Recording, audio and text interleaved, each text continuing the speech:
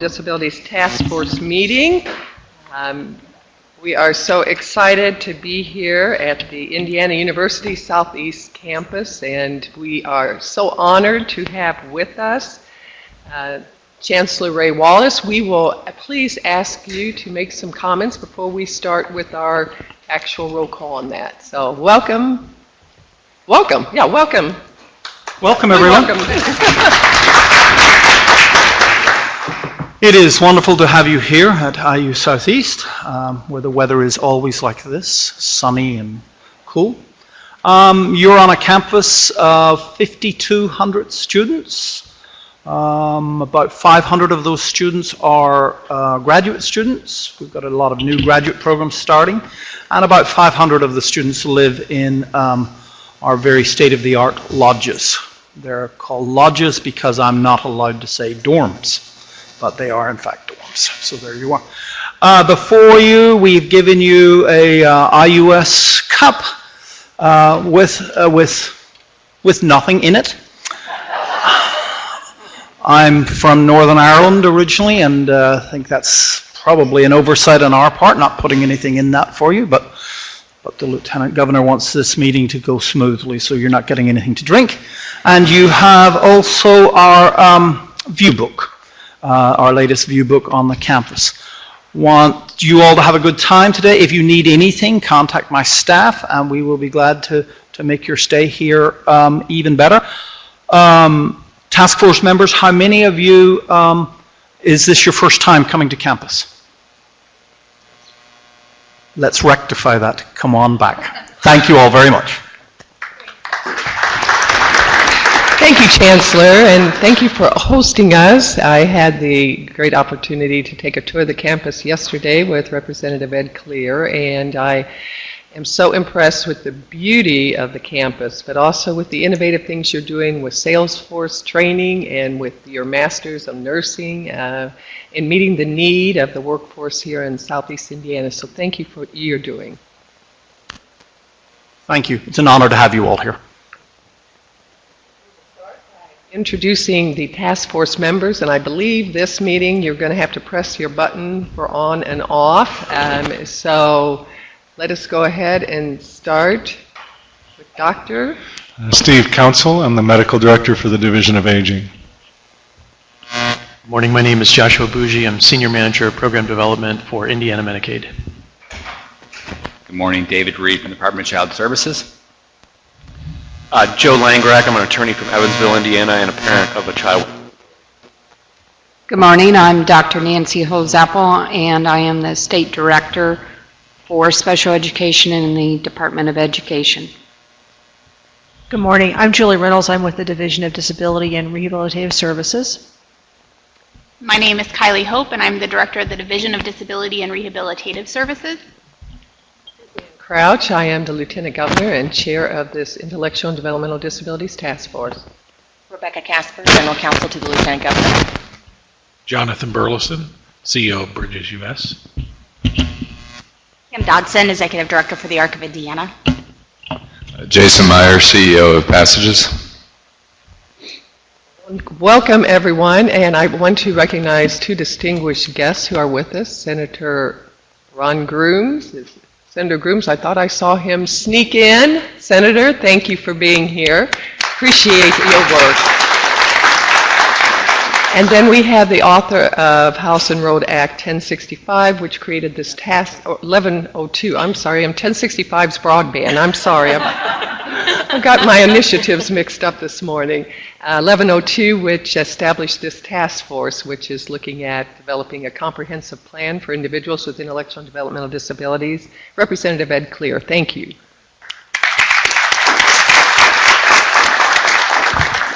And we will start with a listening session. We want to hear from those individuals and family members and providers that are facing the challenges that all of those individuals with intellectual and developmental disabilities face. And we have Betty Dunham, who is the CEO of Rauch Inc., who is going to be conducting that listening session for us. Betty, thank you. Thank you. I am Betty Dunham, and I'm the CEO of Rauch Incorporated here in Southern Indiana, where for the last 65 years we've been working closely with over 1,000 participants and their families in our community to support individual choices, needs, and dreams. We thank the Indiana legislators for their foresight in establishing this task force, and we thank the Lieutenant Governor and the other task force members for investing your time in this important task toward improving the future of those with intellectual disabilities.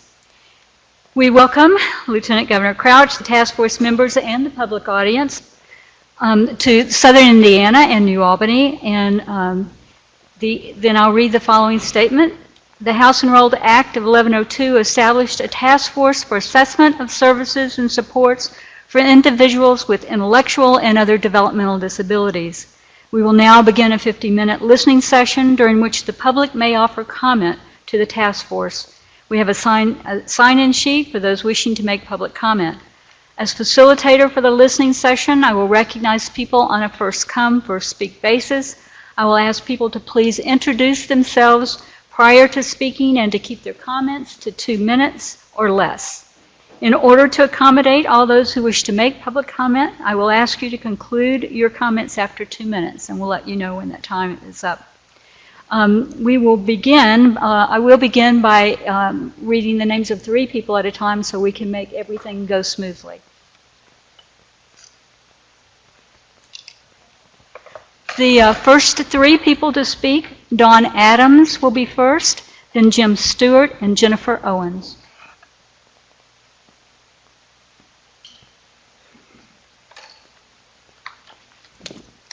Good morning, Lieutenant Governor and members of the task force.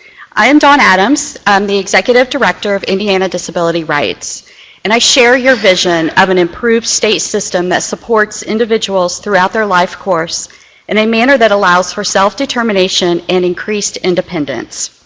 We have provided written comments to the task force focusing on 4 systemic areas that include abuse of people with disabilities, supported decision-making, competitive integrated employment, and the quality of education of students in state licensed facilities. In light of the recent arrest of the owner of an in-home care provider and 4 of her staff members for the horrific abuse of a person with a disability under their care, I want to speak today on the need for an adult abuse registry. Abuse of individuals with disabilities by care providers continues to be a major problem in Indiana. As advocates and investigators, the staff of IDR have seen the trauma caused by abuse and the devastation it leaves in its wake. Our agency knows all too well the stories of staff resigning in lieu of termination for abuse of a client, only to move to another provider down the street. Indiana should implement a zero-tolerance stand when it comes to abuse of individuals in a caregiver setting.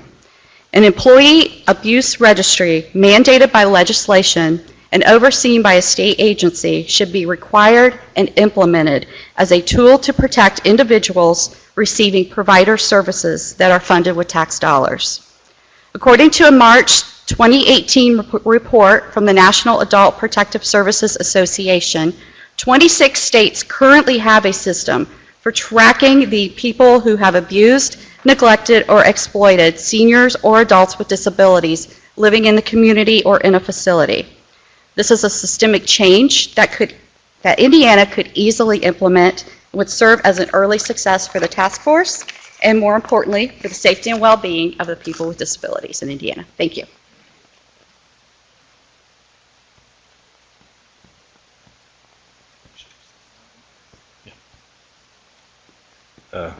My name is James Stewart.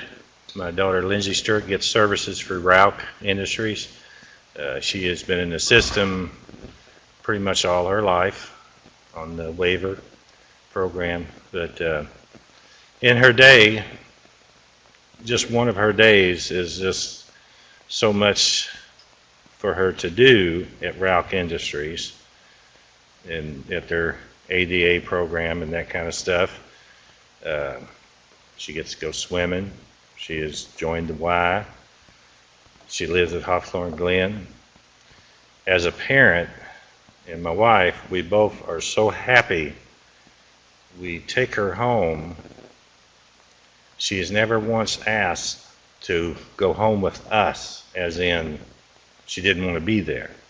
You know, she absolutely loves this, and I mean, I just can't say enough about it, how well she has done and how well she has grown throughout these services that she is receiving.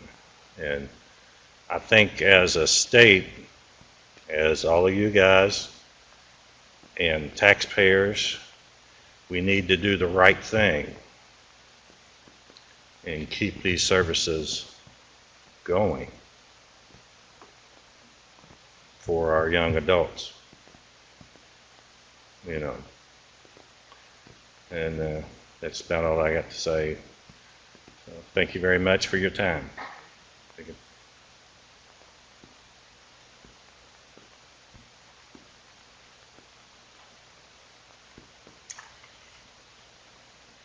Good morning. I'm Jennifer Owens, Director of Family Services at Blue River Services in Harrison County. I'm here to speak about the First Steps Early Intervention Program, which I've been a part of for 18 years. We at Blue River serve 26 counties, and we're one of 4 system point of entry providers in the state. The system points of entry, also known as the SPOs, are the point of contact for program referrals. The SPOs must accept every referral made to the program. Since 2012, the number of children referred has grown 30%, with nearly 28,000 children being referred in 2017.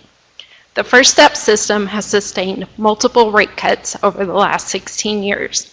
We can no longer pay a competitive wage in order to retain the most qualified service coordinators and therapists. The number of children coming into the system continues to grow, yet provider recruitment and retention are not keeping pace, so there's a statewide staffing shortage. The inability to pay a competitive wage to recruit and retain qualified individuals impacts families and children served by limited provider availability and staff turnover. Existing staff are impacted by having to serve much higher than ideal numbers of families on their caseloads. We need this task force to issue a recommendation for an increase in funding to support the work done by those working on behalf of the First Steps program. First Steps has excellent state leadership, a solid programmatic structure, and dedicated service providers throughout the state. Well-designed early childhood intervention programs such as ours have been found to generate a return to society of up to $17 for every dollar spent. Please support the delivery of quality early intervention services to children by recommending an increase in funding for the First Steps program. Our next 3 speakers, Rosemary Bland, Kim Auberry, and Diana Mersweiler.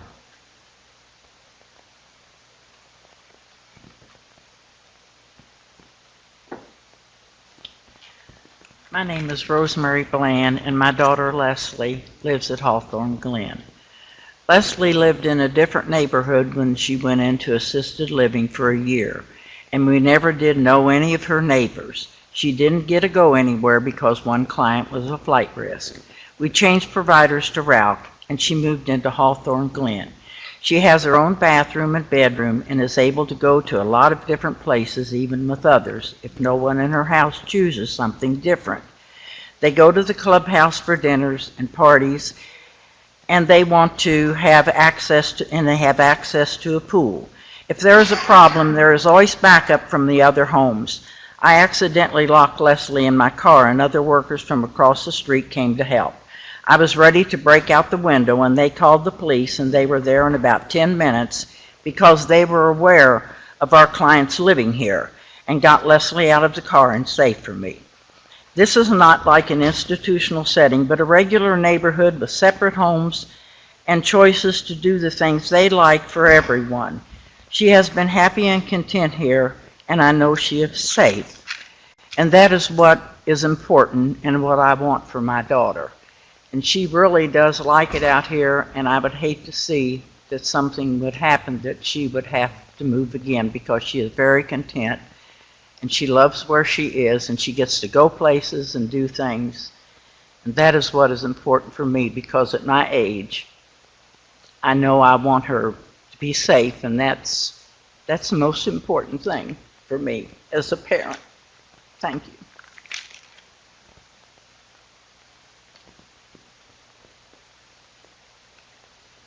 Good morning. I'd like to thank you all for taking the time to be here and listening to parents and providers.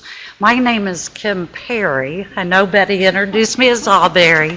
I recently was married. I am Director of Operations and Janitorial NDOT State Use Contracts at Blue River Services, Inc. out of Harrison County.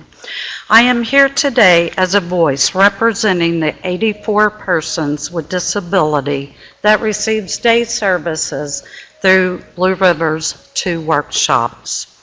I would like to voice a concern regarding the elimination of the 14C sub-minimum wage certificate for people with disabilities.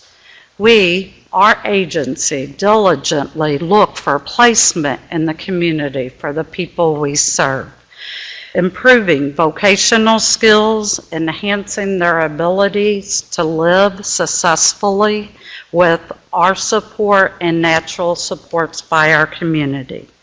My concern with the consideration of eliminating the certificate are for the people who produce production norms at the rate of 20, 30, 40%.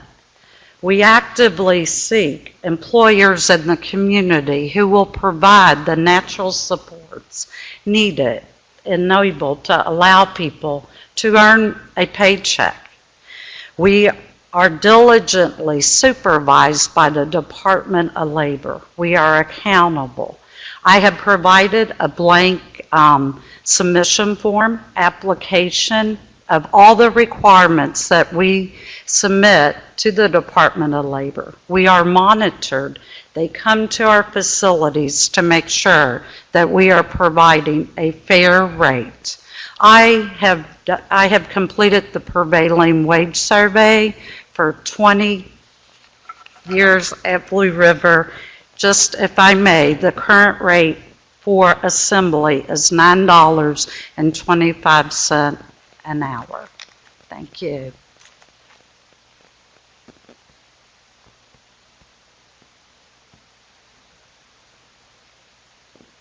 Good morning, Lieutenant Governor and the task force. My name is Diana Mersweiler, and I'm the Executive Director of Down Syndrome of Louisville, serving Southern Indiana and Kentucky. My comments today refer to competitive employment. In our Louisville area, we are a provider for the Kentucky Office of Voc Rehab, and we have developed an innovative program that allows our members to work at competitive wages and be integrated into the workforce. We use a consultation model where we actually begin working with the employer in education and doing training to the fellow co-workers. In the meantime, we are also starting at in October, we started age 14 for our employment readiness program, and we start with our high schoolers. So then that way they have the skills, the independence, social integration, so that they can be a very valuable employee to the workforce. Once an individual is placed, we make sure that we are not the, quote, Velcro job coach. We step back, and the relationship between the supervisor and the employee is the key relationship. We consult with the companies to see how we can provide productivity by finding different tasks for our members, and then the other staff could maybe do something that would help their bottom line. We would be happy to share this model with the task force, and we can submit it by email, whatever is the proper format. We have shared this model across the country, as well as our adult education program, because the key is to make sure that our individuals keep that education and stay employed. Thank you very much. Jeff Frady, David DeWitt, and David Tira.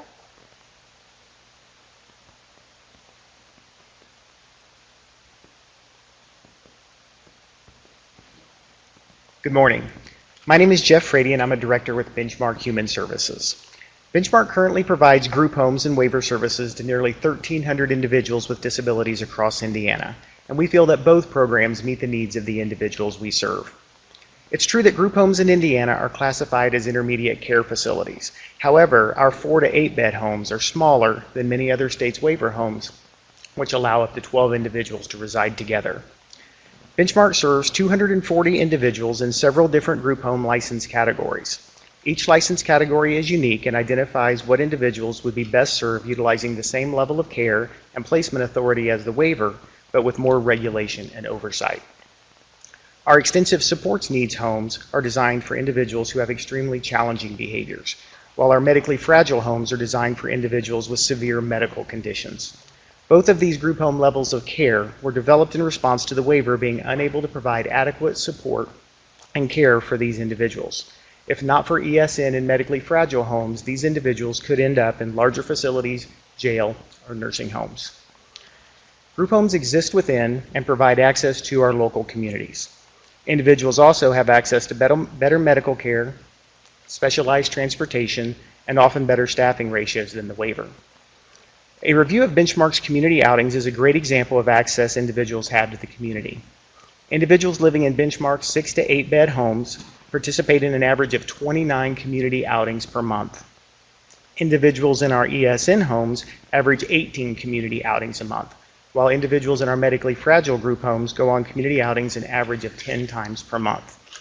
These aren't trips to the bank or to the grocery store, but going to church, seeing friends, and participating in community groups.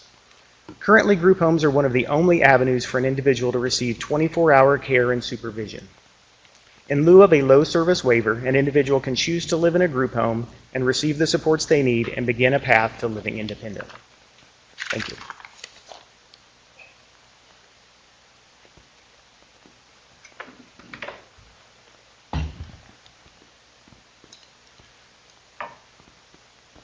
Good morning. My name is Dave DeWitt. I reside here in New Albany, Indiana. I'm a father of a highly functional autistic daughter. Actually, I'm a father of 2 autistic daughters and also grew up with a Down's brother. I'm not sure if I could speak with any great authority, but I could say that I've walked this path of developmental disabilities my entire life. My focus today is on my older autistic daughter. She lives in a nearby group home and works at a nearby shelter workshop, Rauch Incorporated. My understanding is that the task force is assessing the current use and practices of the workshops and seeking input from the community. My time here will touch on the benefits of the shelter workshop to my daughter, and if I may speak for other parents and guardians, how they benefit other special needs adults and young adults. My daughter has benefited greatly. She has a daily purpose and drive to get up and prepare for work each day. She engages staff and fellow workers just as we do every day. She manages relationships with those to which she reports and strives to function as a team member with fellow employees. All these activities are critical in the growth and development of everyone, not just the developmentally disabled. She concludes her days with a sense of accomplishment and purpose, just as she starts her days. Like us, she returns home, looks to another day for work and fulfillment. More importantly, her work generates modest income to manage and spend. This is empowering in many, many ways. She creates a buying list, budgets, makes purchases, retains receipts. We do our own little form of bookkeeping at the end of each spend down. Our discussion throughout the entire process is about getting her to the next level of independence and preparing for, well, when I'm no longer around.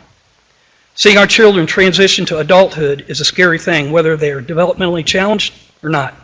However, I think I could speak with some certainty that we parents and guardians of those with developmental disabilities, carry that concern and fear of what will become of them.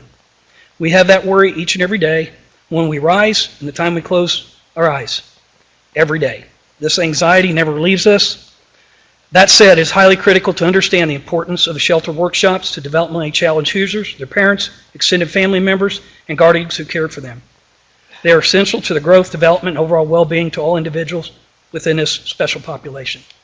Thank you.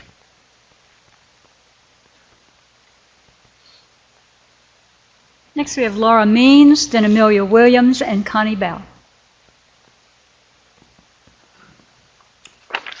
Hello, my name's David Terrell, and I work for Developmental Services out of Columbus, Indiana, and I'm program manager over the OBRA program in Southwest Indiana. The OBRA program came about in 1987 when Congress passed the Ombudsman Budget Reconciliation Act. Once the individual had been placed in a nursing facility, they were no longer eligible for Medicaid waiver services.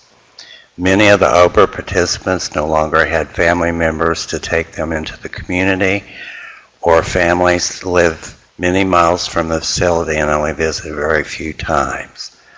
This bill was put into place in order to give nursing home residents with developmental disabilities the opportunity to be a part of their community either through day programming or one-on-one individual in the community with staff.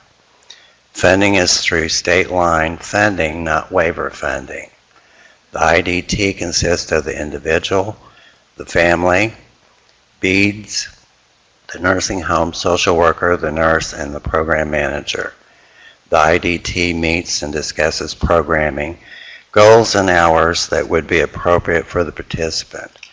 The OBRA program manager then sets up the ISP, the PCP, and submits a yearly budget to the Bureau of Developmental Disabilities to be approved. Once the budget has been approved and staff trained on the client, the services can start. Then the participant has the opportunity to be integrated into his or her community.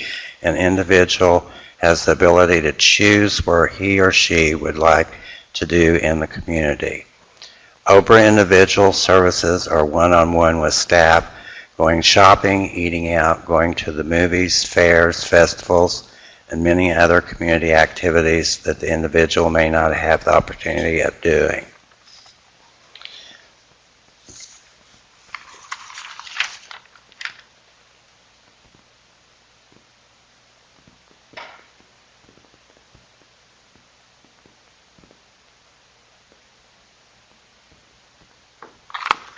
My name is Laura Means. My son Christopher is 26 years old, and he works at the Shelter Workshop at Rouck. He was thrilled to have his picture made with you yesterday, by the way. He suffered a brain injury about 20 years ago, which left him with some physical developmental delays. He also suffers from seizures, has motor planning problems. He loves to socialize. He loves to get out with other people, but he is very gullible. He could easily be talked into a lot of things. After aging out of high school, we attempted to do supported employment. He did some job shadowing. We were only able to find one place that was even willing to let him job shadow. So he went to work at the Shelter Workshop. He goes to work 4 days a week. He works very hard at about 15% of what a normal person does, but he thinks he is the most important person in that place. I'm surprised they can live without him on the days he's out. He gets up, he goes to work, just like his parents, his siblings. He works all day. He gets a paycheck. Now, it might be $20, it might be $100. He doesn't know the difference. As long as he has enough money in his wallet that he can buy a Coke, a coffee, go to breakfast with Grandpa, he's excited about that. I don't know that a community job would be good for him and for some of those that he works with. For some, I'm sure it is, but they need that option. Please don't take that away from them. That gives him purpose and meaning. If he didn't have that, I'd have to quit work so that we could go volunteer at 5 different places every week, because he doesn't want to sit home all day. Thank you very much.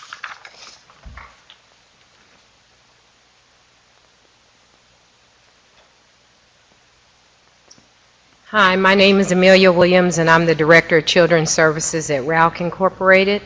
And I'd like to say thank you to the 1102 Task Force for giving me this opportunity to share with you regarding the need for a rate increase for First Steps providers. First Step therapists are the linchpin of the system. We have 57 therapists who are meeting families' needs across 7 counties in Indiana. And over the past years, they have not seen an increase in the reimbursement rate for their services. Instead, they've endured several decreases in the rates. As a result of this, we are having an issue with recruitment. We are having an issue with having therapists stay with the agency. No-shows are affecting them. The rate reductions are affecting them. Mileage reimbursement increases, cost of medical insurance, and the cost of them doing their job. What is happening on our end is that we're not able to meet the needs of all the families. The referrals are high, but the therapists are not available. Additionally, we are finding that we're getting therapists who will only work a few hours a week. So this is not their primary job, nor is it their primary income, but it also does affect them and their ability to stay with us and assist us in meeting the needs of the families. Another thing we found is that we've become a training ground, because once we get mentoring done and training, these therapists leave and they go to the public schools or they go to the medical facilities. So I'm asking you to please consider a rate increase. We have some of the best therapists, I believe, anywhere in the state of Indiana, and they're very much deserving of this, and they've been great. Sorry. Thank you.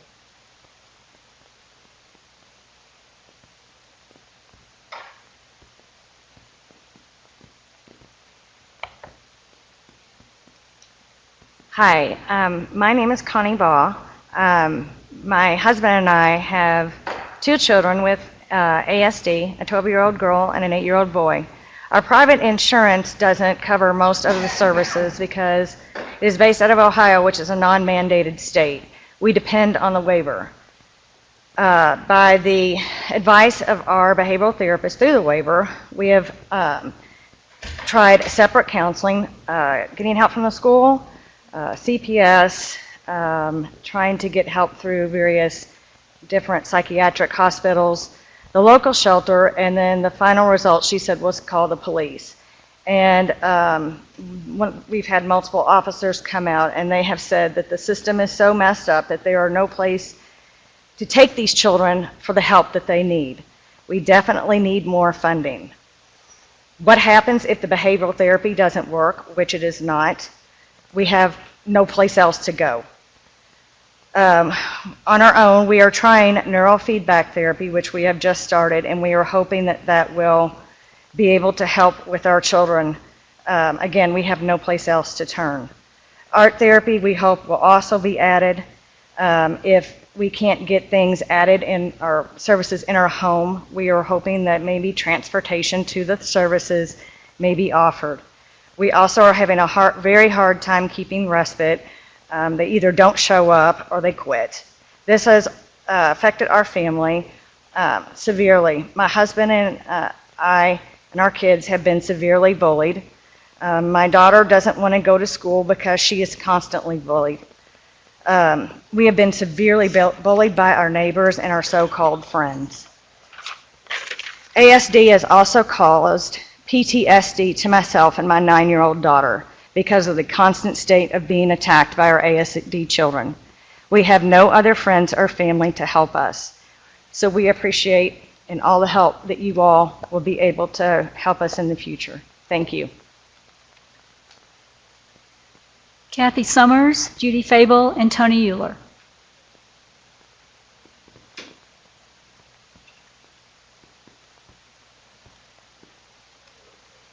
Good morning. My name is Kathy Summers. My brother Bob Summers is a resident at one of Rauch's homes at Hawthorne Glen. As his sister and guardian, I must start by saying I was appalled to hear that the new federal HCBS rules consider Hawthorne Glen an institution. Bob moved into his home after living and being under the care of our parents for 51 years. This move was Bob's choice. He was so excited to be moving to mine his own home, just as he saw his sisters do. I know what institutions are.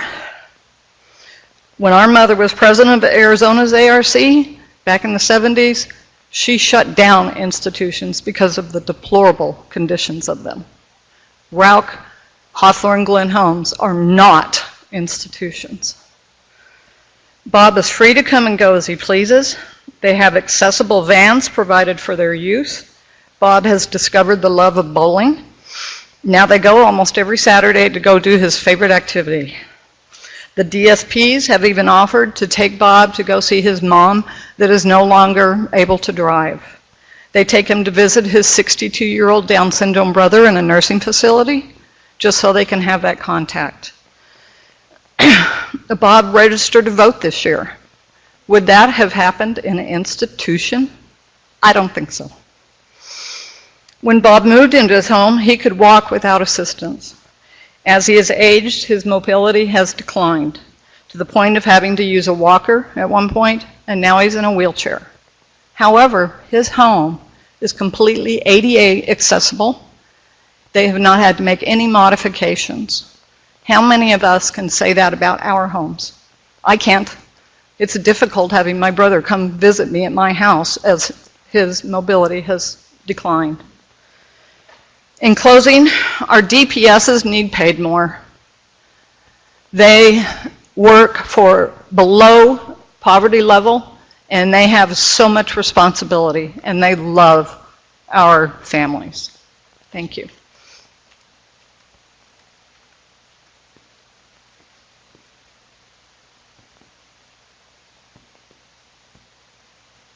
Hi, my name is Judy Fable, and I want to thank all of you for being here today to listen, lending us your ears. Thank you so much. I am the parent of a son, Joey, who actually lives with Bob. They live in the same house, been best friends for 30 years.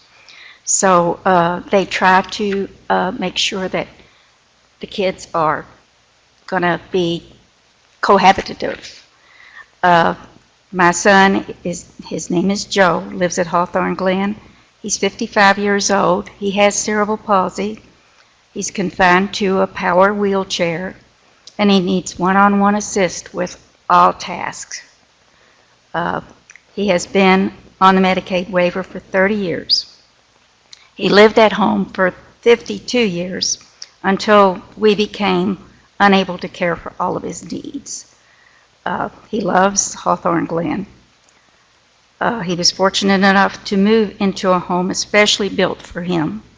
Each individual has a private bedroom and a private bathroom where they can have the facilities for their own personal needs.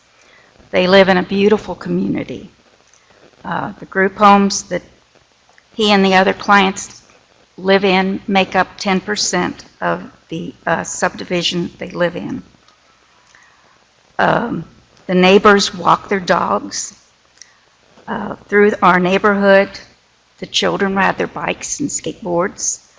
Everyone's friendly. They give smiles and waves.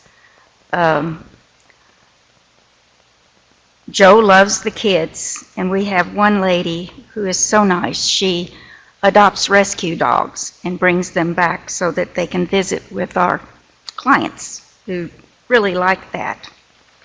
They're also allowed, I just have one more quick thing to say, make Indiana proud to have homes such as those at Hawthorne Glen. And instead of proposing closing of these homes, build more. Thank you.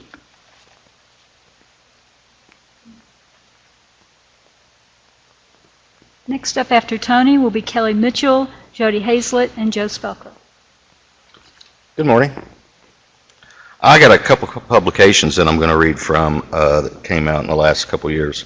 The first one was published in December of 2016 by the Republican leadership of the U.S. Congress Joint Economic Committee, chaired by Senator Dan Coates, pertaining to the value of work for people with disabilities. The second bullet is don't limit reform of the work disincentives in the disability benefits system to emphasizing solely competitive integrated employment as a means for people with disabilities to gain meaningful work.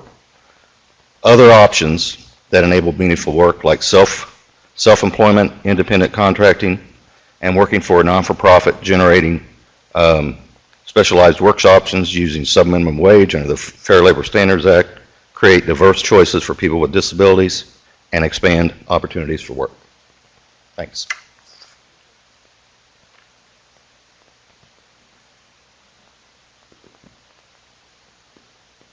Good morning, Lieutenant Governor and Task Force. I'm Kelly Mitchell. I'm the CEO of SERS in Southwest Indiana, and I also serve as the chair of the Ability Indiana Board. I'm here to speak about employment. Employment, a job, is the great equalizer. It focuses on abilities and allows individuals to develop meaningful relationships based on shared experiences and skill sets. Even in our current labor market, individuals with disabilities have a very high unemployment rate. Nationally, the rate is 8.5%, with approximately 20% of individuals with disabilities employed. One such piece of this employment puzzle for individuals with disabilities is the Ability Indiana program. The law allows the state and municipalities to purchase goods and services through a certified Ability Indiana provider and bypass the bidding process. The law allows the bid to be let to a certified provider as long as the bid is within 10% of fair market pricing. I've witnessed firsthand as a certified Ability Indiana provider the benefits of this program. I'll share a story with you. We employ a gentleman full-time who shared with us that when he came to SERS, he had given up hope of ever being gainfully employed. He was questioning the worth of his life, and he was severely depressed.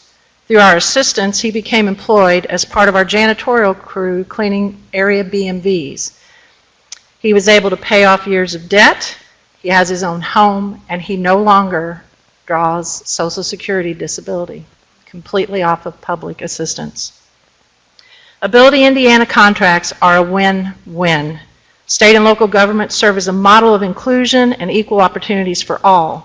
Ability Indiana provides evidence to area businesses and individuals that people with disabilities are a valuable and viable part of our labor pool. Individuals with disabilities achieve greater self-worth and improved economic independence and social inclusion. And it's a great return on investment. The state gets quality products and services, and due to a reduced need for government entitlements and an increase in tax base, the Ability Indiana program produces an annual savings of over $2,300 per employed worker. I'll close with, I encourage the administration to follow the law and seek out opportunities for providing meaningful employment to individuals with disabilities through the Ability Indiana program. Thank you.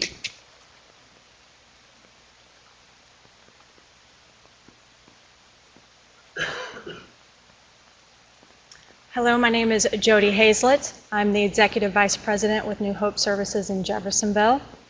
I would like to take the opportunity to reinforce our conversation with the Lieutenant Governor in December of 2017 in regards to the disproportionate amount of administrative oversight required while providing adult services programs. While providing these services to individuals with disabilities, copious amounts of administrative time and financial resources are spent satisfying oversight activities. We fulfill CARF accreditation, BQIS provider reapproval, BQIS data-driven review, BQIS client satisfaction surveys, BEAD site visits, DDAR's non-residential site assessment and survey, National Core Indicators surveys, Indiana Disability Rights site visits and client surveys, and ISO accreditation. This is not a conclusive list.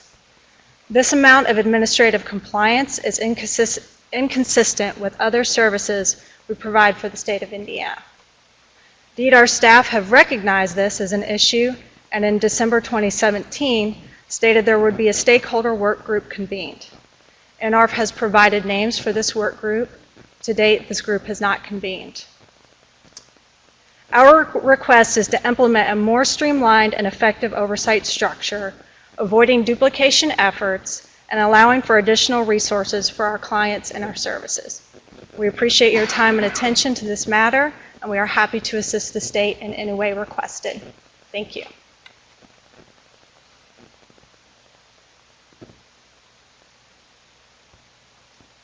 Good Good morning. My name is Joe Spelker. I'm the Director of Development at RAUC. Appreciate all your all's time. I know it's not just today, it's been through the year. I've been to many of these. And at these, you've heard from a lot of family members, and each of their family members that they're here to represent has a unique set of needs and wants and desires. And one of the things that I want to emphasize today is as you go forward, please keep in mind that one broad brush is not going to be the answer. And I encourage you strongly to keep in mind choices are available, and not just the choices that you all think are the best or the most politically correct, but the ones that are going to best fill the needs for all the folks throughout Indiana with developmental disabilities. Thank you for what you do. One of the things that when they have their own choices, transportation is going to be a real key. I worked in Kentucky, and the reimbursement rate was significantly higher for every trip. I know that money has to be divided up among all the services, but I ask you to please look at transportation and see if there's a way. So when these people make these individual choices, they have the means to get there and do the activities that they desire. Thanks for all you all do. Thank you. We have one final speaker, Peg Pfeiffer, and then we will be out of time at that point.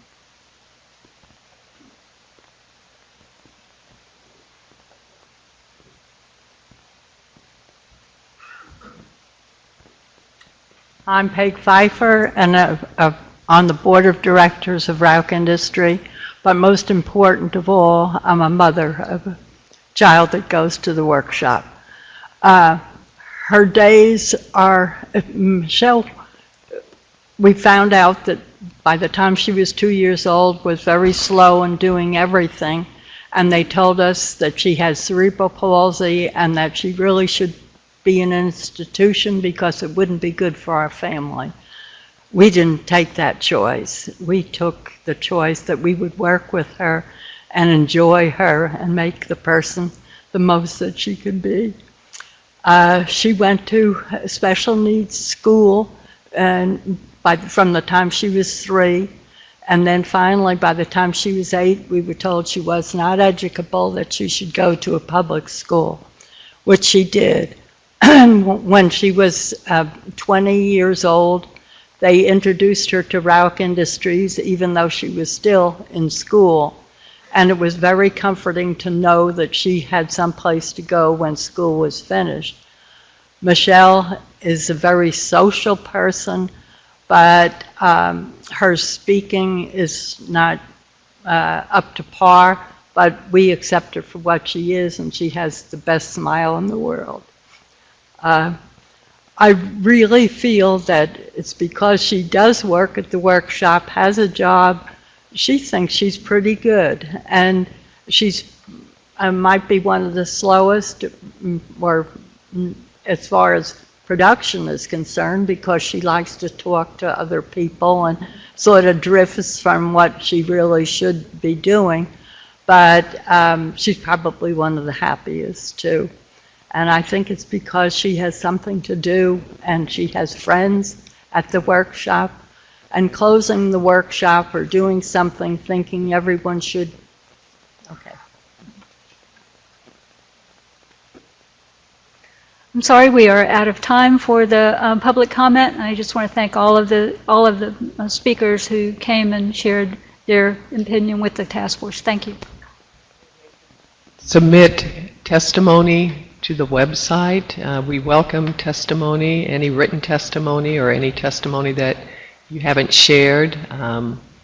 Please submit it to us. We're very interested in what you have to say. Thank you. At this time, I have because I'm Lieutenant Governor and I can do this, a certificate for recognizing Betty Dunham for your service to Hoosiers with Disabilities as the CEO of Rauch, Inc. And your contributions will not be forgotten. I give you my sincerest regards and best wishes for all that you do. And so we just want to recognize you for the great work that you do here in the southeast part of the state, but for the state of Indiana, for all individuals with intellectual and developmental disabilities. So let me give that to you.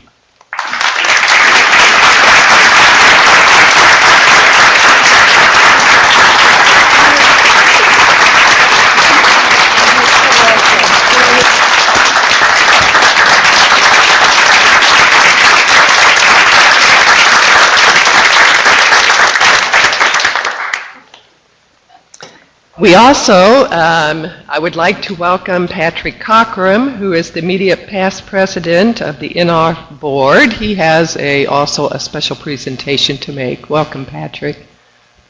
Thank you very much, and appreciate you giving me this opportunity. Just take a few minutes of your time. As the Lieutenant Governor said, I'm Pat Cockrum. I'm the CEO of Sycamore Services. I am also the immediate past chair of the NR Board of Directors, and we are here today to honor someone very special to us. We are proud to honor an outstanding public servant today, Indiana State Representative Ed Clare, for his leadership and efforts to improve services and supports for individuals with disabilities and for those who support them. Representative Clare has served the people of Indiana in the State House since 2008. In 2017, Representative Clare authored House Enrolled Act 1102, which established this task force. In 2018, he authored House Enrolled Act 1317, which required rate studies for two very important services, case management and early intervention services. These are just two examples of the work he has done over his legislative career. Representative Clare is also a member of the Interagency Coordinated Council on Infants and Toddlers that focuses on issues concerning First Step System and early intervention services. Representative Clare is truly a warrior on behalf of people with disabilities throughout the state of Indiana. We are honored to call him a friend of NRF, and we are proud to present him with the Indiana House of Representatives Advocate of the Year Award for 2018.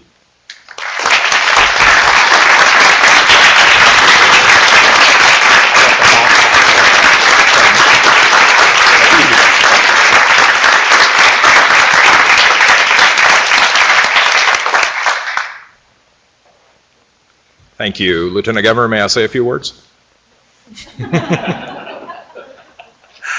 Well, this is a tremendous honor. Thanks, Pat, for the presentation, and thanks to NRF, not only for this award, but for your ongoing partnership and leadership, along with other advocacy organizations and providers, everybody on this task force. Thank you all for the work you're doing. It's an honor to be able to play a part in it, and thank you, Lieutenant Governor, for your ongoing leadership. I know these issues are near and dear to you, and I was at the first task force meeting. I believe that was it last November, and you've accomplished a lot since then. I've been very interested to follow your progress and looking forward to your final report. I know it's going to lay out a vision and a roadmap for Indiana going forward in providing services and supports for people with disabilities, and I'm just excited to play a part in this with all of you, and appreciate your partnership and your friendship, and thank you to NRF. Thank you. Thank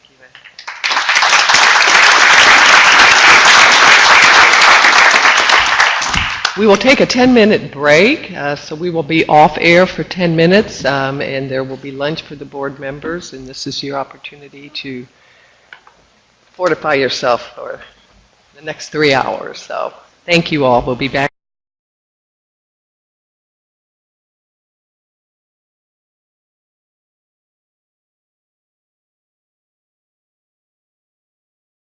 To be finished by 3 o'clock for those of who are traveling.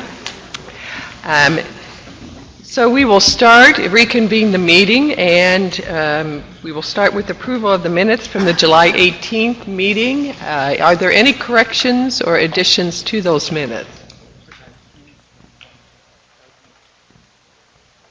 If not, I will entertain a motion for approval. Is there a second? It's been moved and seconded. All in favor, say aye. Aye. Opposed, nay. Motion carries. Minutes are approved. Today we're going to be discussing various recommendations from the task force members for possible inclusion in our final report. Some of the recommendations are very high level. Other recommendations are more specific. So as you all are aware, we approved goals for our final report to start putting into place a framework. And what I would like to see, if this makes sense to you all, is under those goals, perhaps the different categories that we've discussed throughout our meeting: employment, transportation, housing, home, services, support services, so that as we get these recommendations, they will go and feed into certain categories that'll be under the overall goals. Does that make sense to everyone? I know for me, visually, it's better for me to see recommendations according to the various categories they fall under.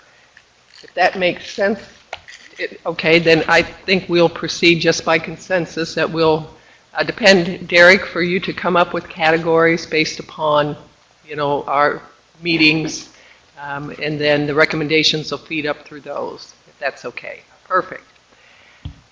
Time is of the essence. As you all are aware, we have a large number of recommendations before us. I know that you all have read all of the information that has been dispersed to you, which includes all the white papers.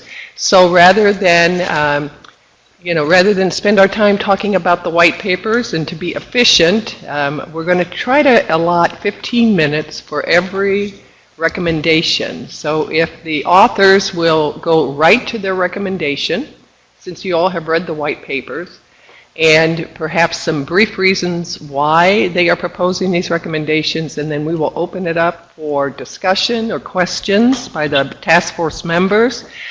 If there are non-controversial recommendations, and we can gather consensus among the group, if it's all right, by having consensus on non-controversial issues, we will consider those to be approved so that Derek can start putting those into the categories. On the more controversial recommendations, if we cannot come to consensus by the end of the 15 minutes, then I will ask the author to get with those individuals who have concerns and to try to hammer out and work out a solution that they can come back to the next meeting for us. And then at that point in time, we will have discussion and we will have an up and down vote if we do not have consensus. Does that seem fair to everyone? Does that make sense? Any thoughts? Okay. Then that is how we will proceed. We will allow 15 minutes for each recommendation today. And we will also, for the next meeting, which is going to be August 29th at the Government Center, there will be no listening session for that meeting because that was not an originally scheduled meeting. We have put that into our schedule for our task force in order to try to get through all of the recommendations that we have before us.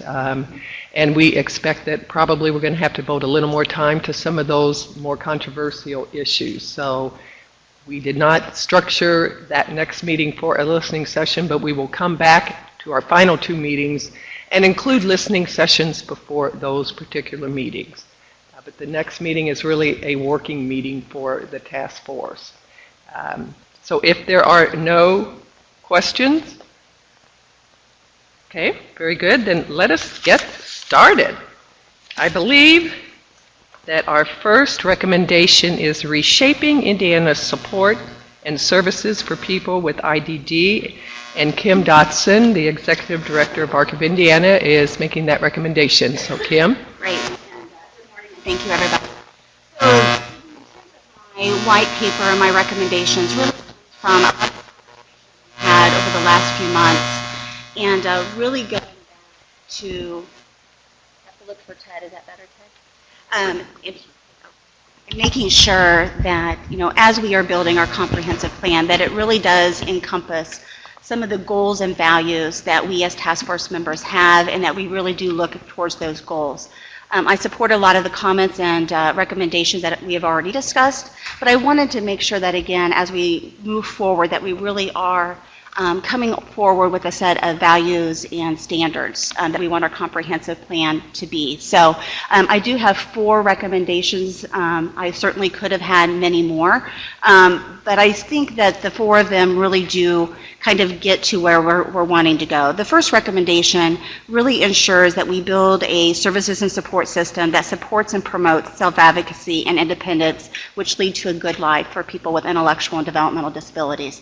And this really stems from the conversations we've had around what Kylie has already implemented through the life course and the communities of practice. We really need to make sure that our new system, as we redesign it, focuses and empowers people with disabilities and their families, and that we really talk to them that government services needs to support what they are doing naturally at home and not supplant what is already available to them at home. We know everybody comes to the table with different issues, but we need to make sure that, again, we have a strong system in place that really does make sure that families and people with disabilities are dreaming big and setting the bar high. And it's up to us to make sure that we have a service delivery system that helps them succeed at that high level, because I think if we set the bar too low, then we're failing everybody. Separately. So are there any questions, any feedback? I do, ma'am. Kim, do you think you'd be would be appropriate or would be interested in adding the words informed choice to your list? So promote self-advocacy, independence, and informed choice. We have talked a lot about choice throughout these meetings and hear a lot about it, which obviously we are all very supportive of, but I think it's important to have the word informed choice in there, because we really have to educate not only ourselves but everyone about what choices they have. So if you're willing, I think that would be a nice addition. It's a good recommendation. Yes, absolutely.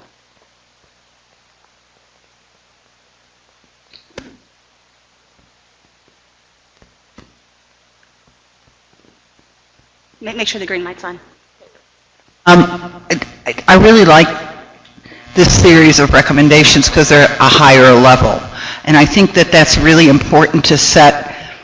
Maybe we need some activities under each recommendation that specifically addresses certain things. But I think these are good high-level recommendations that could be worked with by Dieters and other people to, set the standard, but not be too prescriptive. Yeah, and that's a good comment, Christine. Thank you for that. If you look within the white paper, each recommendation has potential action items to kind of help us fulfill those goals. Again, I don't pretend to know everything, and I don't pretend to have every answer. I think it's going to be up to this task force and Kylie's team to put together a key group of stakeholders who do have more answers than just I. So I just have some potential action items that we think that should be considered in that. But again, I did keep my recommendations at that higher level because, again, I think it's going to help us achieve our goals a little bit better.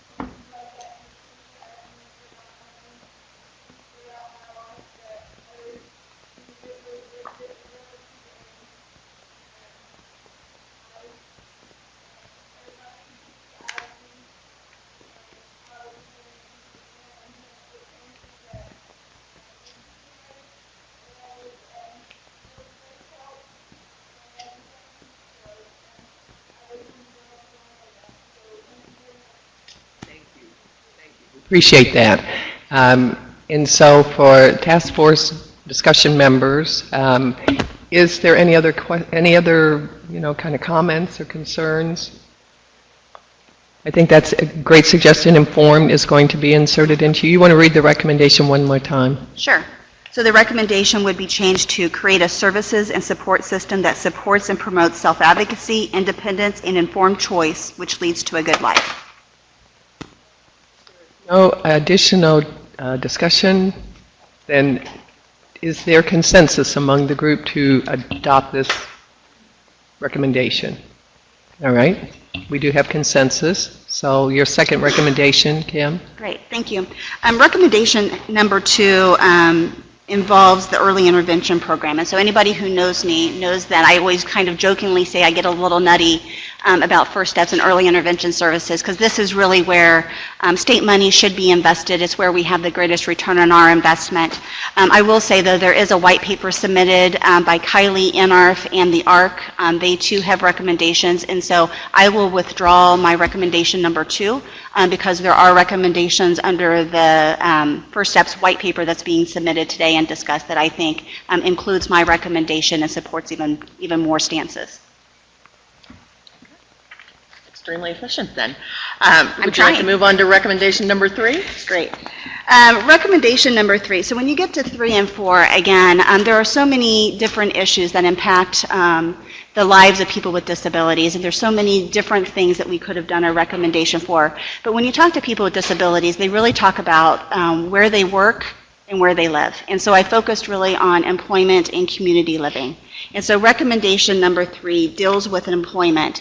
And as we heard here today through public testimony, and most certainly saw public testimony throughout all of the other meetings, we certainly cannot have a system that is a one-size-fits-all approach. And so my recommendation is that we move forward and create an array of employment options for people with intellectual and developmental disabilities to ensure informed choice that leads to a good life with independence and respect. The array of options should provide opportunities for people with all abilities to work in an environment that provides for growth, respect, preferences, and interests. Task force members, any discussion, questions? Thank you. One additional item to probably add, and one that we can maybe work with at a later, before the next meeting, is that I think creating employment options is critical, but in creating appropriate, competitive, integrated employment options, we also need to bring in the employer to the table, the private and public sector. I think we nationally, from a national perspective, I think there's a lot of other states that are more progressive in ensuring that employers have incentives to hiring individuals with disabilities.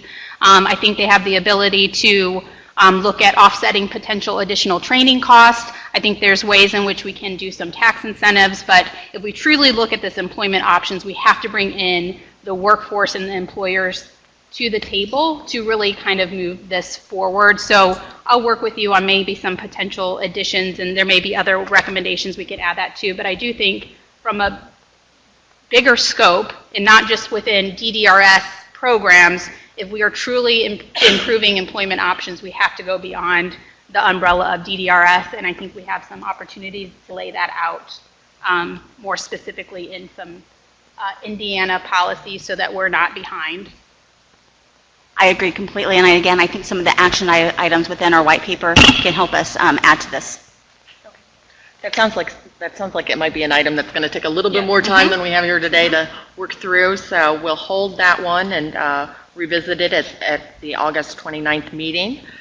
And then, Kim, you have recommendation number 4. Sure. My final recommendation is, again, along the same lines of just really creating an array of options, because everybody needs the opportunity to choose a living environment that they are comfortable with. So recommendation number 4 is create an array of living settings that support people with disabilities living in a setting of their choice that allows them to enjoy their interests, hobbies, and preferred lifestyle.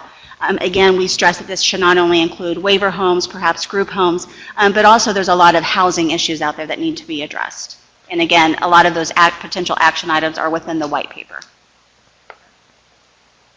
Discussion by task force members? Join with Kylie's comment from the prior one. I think when we talk about these recommendations, we also, obviously we should be individual-centric with the person with the disability. That's, of course, our starting point. But we also need to think about who they're engaging with, whether that be the employer, whether that be the DSP, whether that be an agency, whether that be a transportation provider, or any therapist. We need to think about what we need to do to empower them to achieve our recommendation. I don't necessarily think that needs to be incorporated into the recommendation. Certainly that can be in an action item, but from a policy standpoint, that's something that we need to think about. As a parent, that's who I'm engaging with. You know, I engage with my daughter every single day, but it's the providers, the agencies, the private companies, the employers that I'm going to be engaging with on a daily basis, and I want them empowered to be able to achieve this recommendation. So are you thinking there needs to be either additional language or some more specificity? Recommendation itself. I agree with Kim and Kylie that I think we can include that in the action items perhaps, but it's something we need to think about with all of these recommendations as we implement them. I'm looking at Derek Nord. This is the first time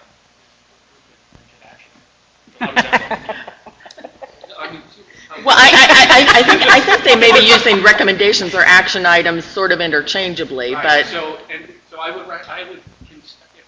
I'll recommend for this recommendation for this to get into the report for the recommendation. Because as of now, action items. Thank you. As of now, at least the approach of the report thus far has been pulling recommendations. So if there are specific action items that need to fall under that, make sure that they get agreed upon in this group, because then I can couch them as that. Happy to do it. Or consider making it its own recommendation, some of that specificity. I think it could be really beneficial. I just want to make sure that your voice gets heard in that, and until there's a consensus or agreement or a vote that determines that action item as equal to a recommendation, it's difficult for me to for it to not to seem like my voice, and I don't want it to be my voice. So, I think from my behalf or my perspective, action items are easier to see and to possibly write once Dr. Nord has kind of categorized these things, and we see these not in all these different, hodgepodge of categories. We're all over the place today, but in a silo of categories to where we can go, okay, this is all-encompassing. This has more of an action item here. Possibly that would help me understand it and wrap my brain around it a little better.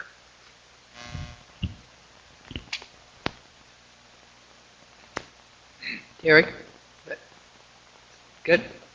Okay. Are we done with you, Kim? I think you're done with me. On this one, I should say. I think there's more I'm I talking about later. apologize for stepping out for a minute. I don't know. So we've gotten consensus and you withdrew your I second? don't know. Okay. No, I don't think we've taken an action on this one. Okay, we need consensus. On recommendation 4, is there consensus? Everybody good with that? All right, then we have agreed to include that. Sorry, I'm going to add one more thing. One more thing to the last one as well. I think to be fair, anytime we talk about choice, we cannot gloss over that, as it is a fundamental tenet for the individuals with disabilities, and has to be informed choice. And that is allowing them the opportunity to see what community looks like, to prepare them for lifelong options for their lives through employment or through living situations or their living desires or their hobbies or interests or whatever it is that we, I think, systemically as a system, has not always done the best at ensuring that individuals with disabilities actually recognize what is out there and what supports they can get outside of maybe what we've channeled them from sometimes birth of no one's fault, from that diagnosis and says you should go ahead and go on and be institutionalized all your life. I know that has clearly changed, but it wasn't so uncommon in the 80s that still occurred. And so you're dealing with people still now in the workforce that have that same mentality. So I know it's a little word, but I think it is critical that when we talk about choice, that we don't gloss over that, and that informed choice is critical in any type of recommendations that we have. So would you be satisfied with changing the word there to informed, so a setting of informed choice that allows them? Yep. Yeah, that's absolutely fine. Along those same lines, seems like somewhere in the report that we need to have, because I agree with you, Kylie, I think it's critically important, somewhere we need to capture what we're talking about when we use that phrase, informed choice. So, because I think it's such a tenet of the report itself. So, I don't know if that's a report writer issue or not. So, just logistically, this wasn't This was the most important work. So logistical list of definitions. Critical list of definitions. In addition, a little more context about what we're talking about. So political, I'm talking about on the policy.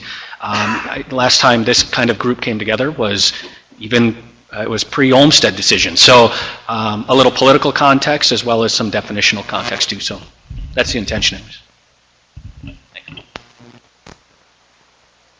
Further discussion on recommendation 4? Yeah, we did. So you read it with the change? You want me to read it again? Yeah, with the why don't you read it again and we'll... So create an array of living settings that support people with disabilities living in a setting of informed choice that allows them to enjoy their interests, hobbies, and preferred lifestyle. Consensus on this recommendation? Yes, so we will include that in the report. Thank you, Kim. Thank you. Telehealth, Jonathan Burleson, CEO of Bridges. Okay, so when writing this white paper, what I looked at was practices across the country along with trying to reach our rural communities and the lack of population density, which created a lack of services for individuals with disabilities who happen to be in rural settings. And therefore, I wrote this recommendation to allow us to use telehealth. And I'll read the recommendation. It is my recommendation for the task force to adopt that telehealth be approved as a viable and approved service delivery method for behavior management and wellness care as an allowable activity. So the purpose of that was to allow DDARs the flexibility to adjust the definition of those two types of services to allow for telehealth, and then let them define what that means. I didn't want to be too prescriptive in nature, but this type of thought process in my mind wasn't capable 10 years ago, and now everyone at this table has an iPhone with FaceTime on it. So it allows us to reach populations that we weren't able to reach before with services that we weren't able to reach before. I'm in wholehearted support of this. I think it fits a lot of needs. I think the only thing I would ask is we might be restricting ourselves a little bit by saying just behavior management and wellness.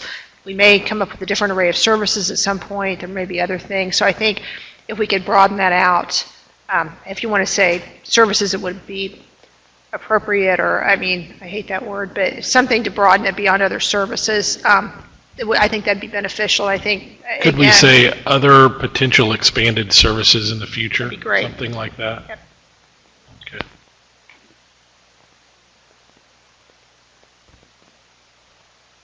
Okay. I'm wondering, this wouldn't go along with maybe some recommendations on, remote monitoring and maybe other technology that can help provide the supports that people need in their homes and community. And maybe we need a different recommendation that's a little broader, where this to me seems like an action item. We're specifically recommending that DDARs do something to promote telehealth. So I think it might go under a slightly broader objective that might either address technology or address health and wellness generally. I'm not sure what the top level is, but I'm wondering if that wouldn't work a little better, because this seems like an action. Well, and Christine, thank you. The reason I chose this particular action was because we don't have it, and we do have remote monitoring and things like that. So I wanted to make sure this was captured and added into, whereas right now this isn't even an option. It's not that we're expanding upon it, it's not available. And I wanted to make sure that this was available.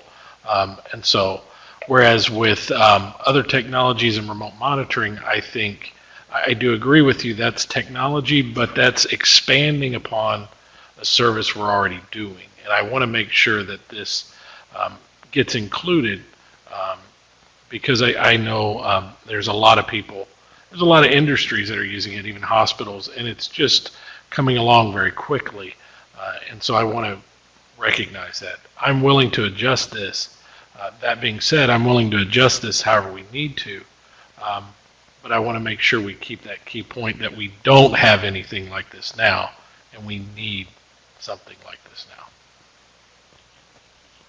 Did that satisfy, Christine, an adjustment or anything? Yeah, maybe, but I still think it belongs under something like emerging technologies, taking advantage of emerging technologies, and you could even put it in with your driverless cars, because that's another thing that doesn't currently exist. There's a lot out there. I agree. I think as part of the report, I think we can address your issue with kind of those global thematic areas that even Lieutenant Governor has mentioned, and I would probably continue to have a specific recommendation regarding telehealth that can be easily put underneath there, along with potentially that technology first, as well as some of the work that we're looking at expanding kind of remote monitoring.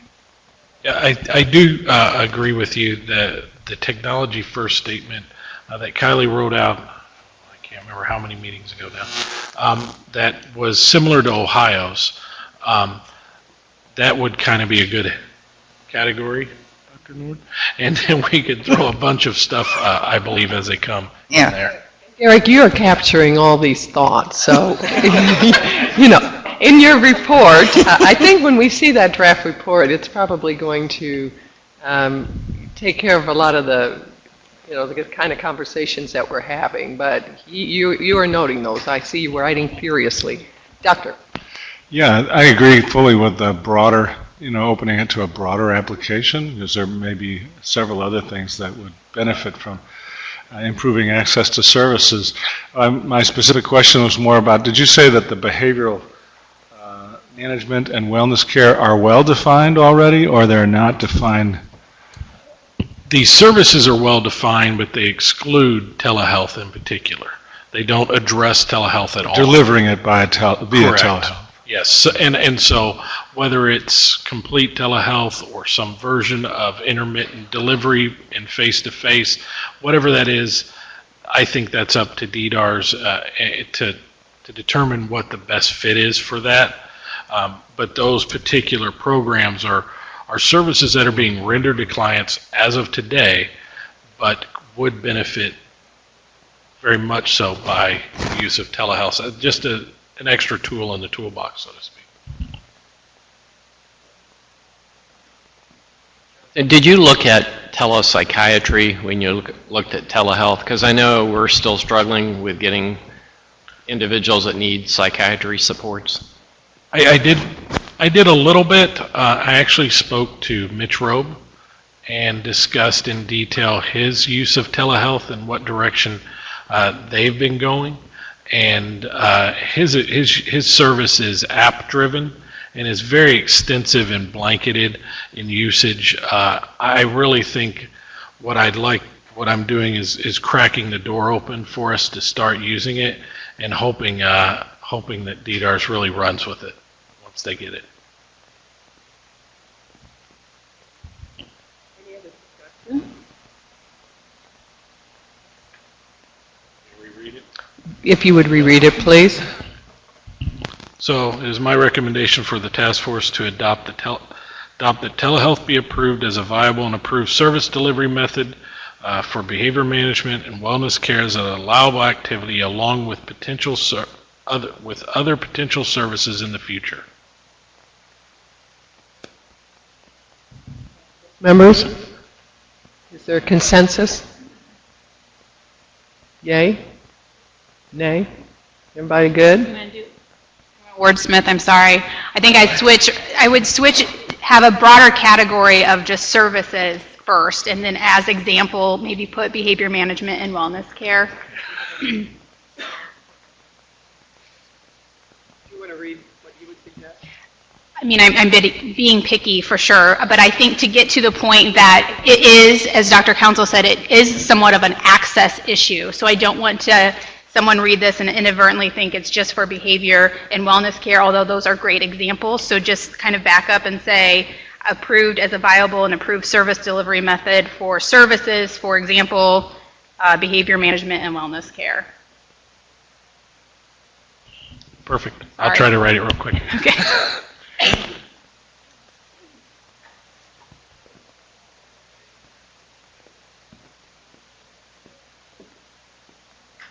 Want to read that one more time, Jonathan? Give it a whirl. So it is my recommendation to adopt that telehealth be approved as a viable and approved service delivery method for services, as example, behavior management and wellness care. That sound right? I was trying to write fast. I'm not a stenographer. Task force members? Is there consensus? Everybody good? Okay, we will adopt that by consensus. Thank you. First steps, Kylie Hope, Kim Dotson, Steve Cook. Well, this is going to be great. The Kylie? Absolutely. I think from public comment, and I think as a foundational or cornerstone for any individual, family, and infant, toddler that comes into a system of disabilities usually, and hopefully starts with the First Steps program. I think you've heard public comment actually throughout. I know we also had the House Enroll Act to do the First Steps fiscal analysis. And so my recommendation is pretty short, with support with the ARC and NARF as well, is that we, one, need to ensure that there's because of the increase of referrals for early intervention services means that First Steps must be supported fiscally in order to sustain the quality early intervention program and the children and families it serves moving forward. And that First Steps, we also must invest in its workforce to keep the pace with the demand, and what that means is increasing the number of intake and service coordinators for the evaluation and assessment providers, as well as ongoing service providers that do the very critical work of the First Steps program, and ensuring that we are reviewing, paying them at a rate that's competitive and supports the effectiveness of the recruitment and retention. I apparently cannot speak today. Take them one at a time. First one. First one, again, is to increase referrals because of the increased referrals for early intervention services means that First Steps must be supported fiscally in order to sustain the quality early intervention program and the children and families it serves moving forward.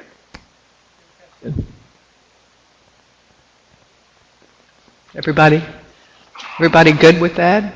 Is there consensus to adopt that? Consensus? Okay. Question. Is it not currently fiscally supported? Is that why the recommendation is needed, or?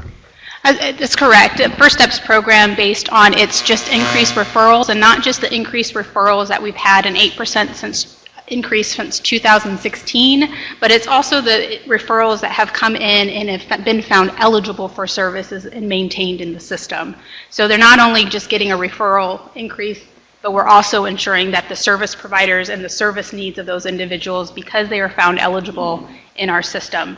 And so, as you heard with public testimony, on several occasions there has been, in the past, some First Steps cuts, and we, as I think with House Enroll Act, and I think as key stakeholders, recognize the need to move forward to make early intervention a very important program that can be sustained fiscally, and ensure that we have a return on investment of those individuals as they continue on in the education system, as well as part of the workforce as they become adults.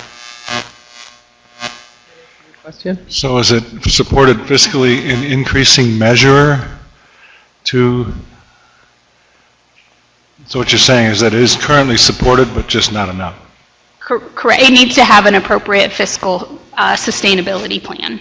So increased fiscal funding.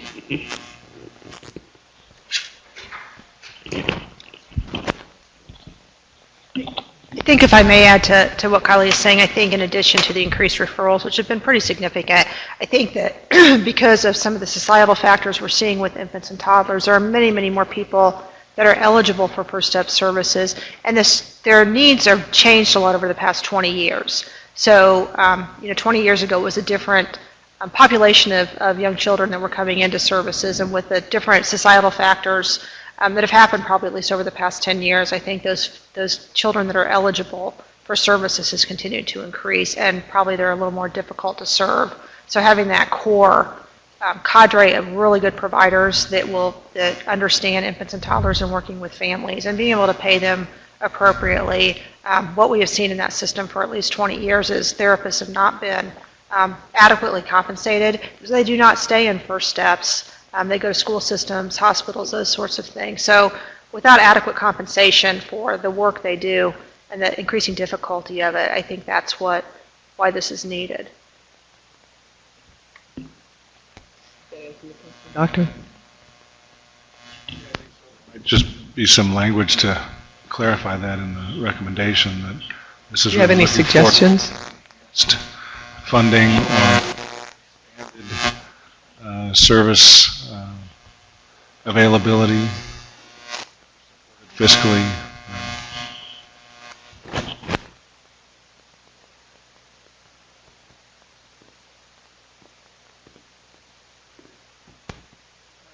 Reread.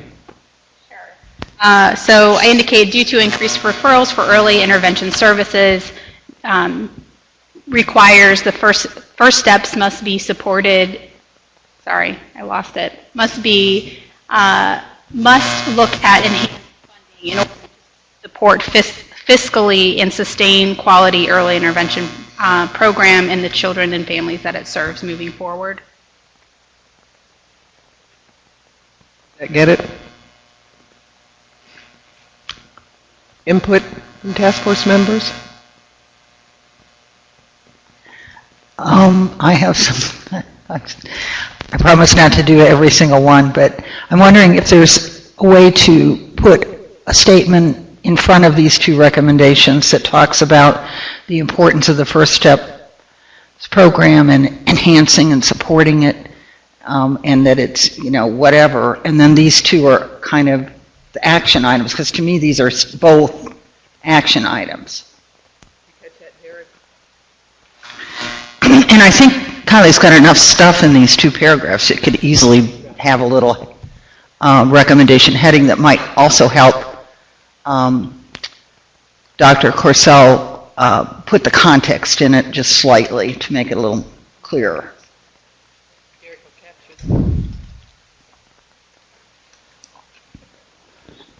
Make this a little easier. Just step back and recall the 4 broad goal areas that this group approved. So these recommendations will fall under that. So in my head, this is where I'm thinking.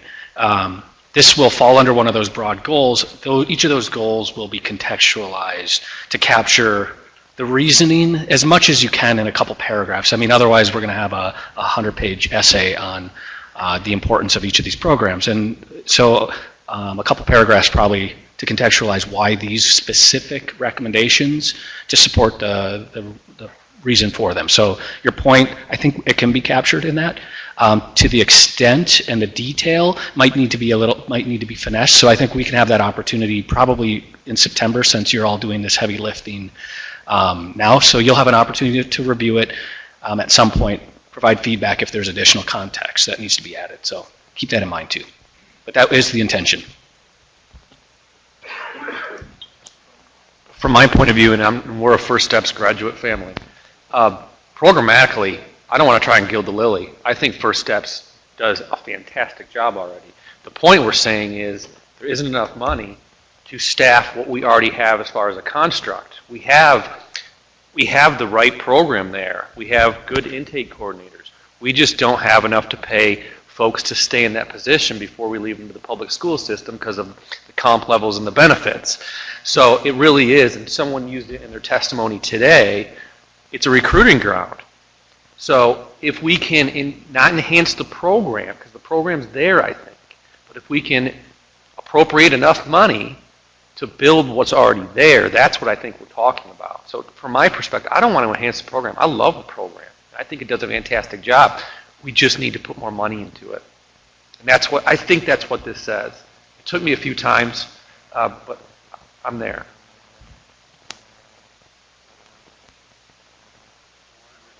Nope. She's got retention at the end. Whoever wrote this, I Could we shouldn't move it? attribute it all to Kylie, but it's on there. I mean, because that sounds like what we're shooting for is not just recruitment, we're getting people in, we're just not keeping them. Retaining qualified, experienced individuals in the field, right? I think the recruitment and retention is in kind of the second recommendation. What I hear, I think what we can do is if you are okay, I can reword and wordsmith this. I'm glad you went through my government legalese type. Sorry, I didn't mean to be like that, but we can, I think, be more pointed at, to your point, not to enhance the program necessarily, but enhance an appropriate funding to ensure the quality of the program is more along the funding piece. And then the second recommendation is related more to ensuring that there's appropriate workforce attached to this program. And by doing that we need to ensure that there is appropriate competitive workforce and market to support recruitment and retention efforts. Is that something you want to do now, or do you want to bring it back? What is best? Can you do it now? Sure. And Kylie, I had a question Yeah. maybe before you do that, because as I read number 2, I'm wondering if invest in the workforce is more than fiscal. I mean, is it more than just having resources available to pay and be competitive and all that, or is it a rebuild the program and that part of the program as it is from what it exists today? So from a programmatic standpoint, I think there's a yes answer to your question, is that yes, we need to look at probably the recruitment and retention of some additional service providers that do various types of services, maybe not the traditional therapies that have been steady in the First Steps program, but due to the opioid epidemic and some of the individuals and families that are in our system, things like social work, nutritionists, psychologists also need to be in our system to ensure that there's an appropriate service and they're off on the right foot as entering into the education system. So to answer your question, I don't think that the traditional therapies, they also probably need some additional work of recruitment and retention of that staff, but also for improved quality to ensure that we have an array of service options for those early interventions families to meet their individualized needs.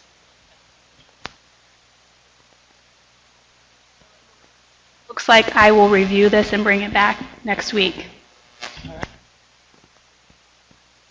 Are you comfortable with one or the other, or just bring them both back? Just bring them both back. Okay, very good. Thank you.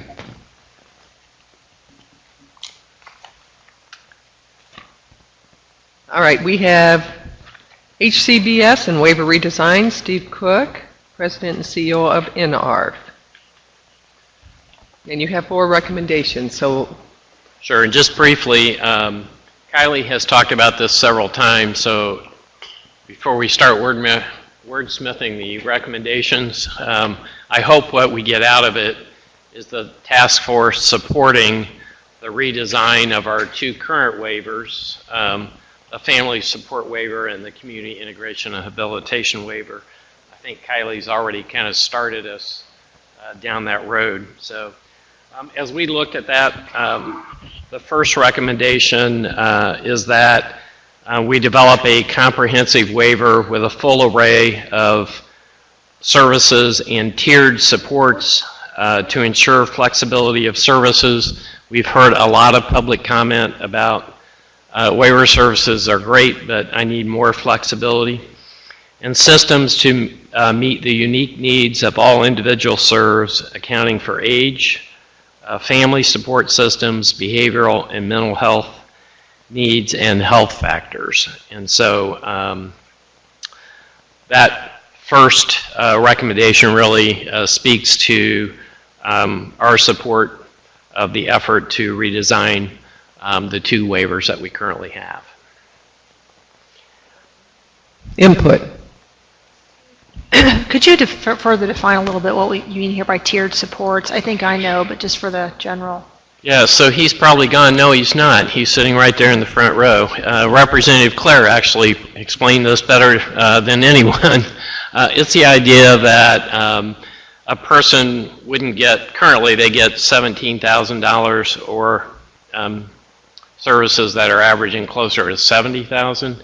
So the idea would be, based on their life trajectory, that they're going to get what they need. And too often I think families are kind of faced into, I got to take it now because it might not be there when I need it. And I don't really think that's the system that we all want. So tiered would be, they're going to get what they need when they need it. You may have folks on the family support waiver right now that, if they really had case management, or maybe even a little bit more case management, they'd be accessing those non-paid supports. So that may be all they need at that tier. So I didn't want to get too definitional because I think that's your role. So, but. I agree with you on this. My only comment would be to allow some additional flexibility instead of saying DDRs to develop a comprehensive waiver with those things, which I think all of those are important. I think we should look at maybe saying DDRs to develop appropriate home and community-based waivers to address, or with a full array of services and tiered supports. As I read this, and maybe that's what you meant, it is looking at one specific waiver, and we may or may not land there. I'm not saying that isn't a possibility. I'm saying maybe to allow some, making it plural, so that there could be a looking at how do we do this based on the individual's needs, and make sure that any type of waiver is some purposeful intent behind it based on that individual's kind of outcomes. Yeah, we'd be fine with that. Some of the research we did was some states that did just have a single waiver that had tiers in it. The potential feedback from those states that we heard was, one of the reasons the states went to that is that some folks moved from one waiver to another, so they may have been on a school-based waiver and they moved to an education one, and some of the states that went to that single waiver with tiers, they said that changing from one waiver to another was hard for consumers and families. But your broad language is consistent with our thought on this. But I didn't write it down, so if we repeat this, I'm going to need your help on that, Kylie. What about adding community, like family and community support systems? Because I think that would also get at the non-paid community supports that might be available.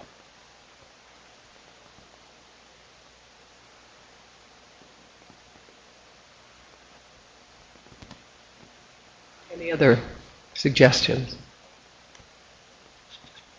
Steve, did you get all of the capture, Kelly or Kylie? I'm probably going to need Kylie just to repeat the first part of that. I think the latter part kind of stayed intact, and I don't know if we can grab Christine's thought in there too. So I think we could say something pretty simple of a DDRS will develop a home and community-based waiver system that provides, and then put forth those articulated ideas. And I think, to Christine's point, I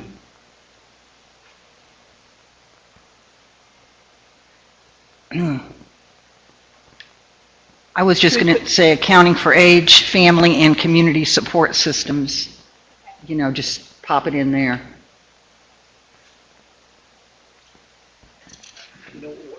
One of the things that we've heard testimony about is the complexity of the system and trying to navigate it and the frustration associated with that. So to the extent we can move in a direction where there's a singular waiver, I would be an advocate for that.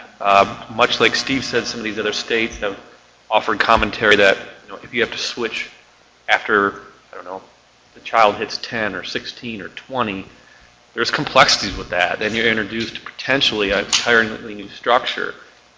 So we talk about this single entry point system. We can keep it at a single waiver from a consumer standpoint. Sure sounds like that's a good idea.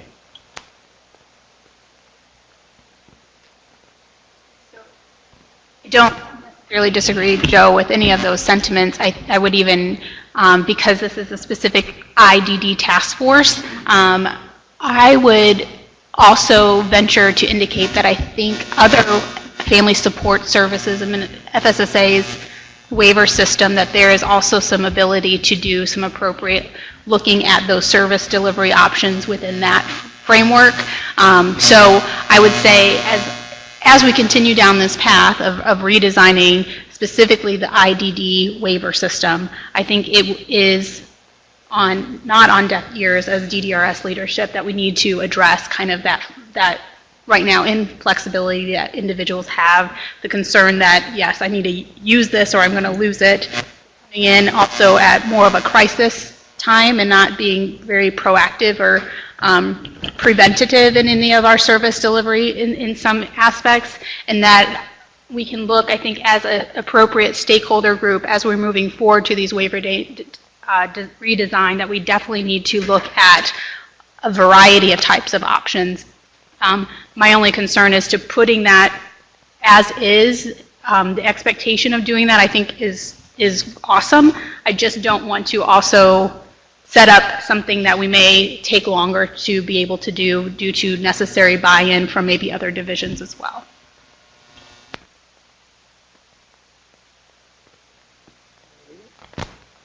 For Steve?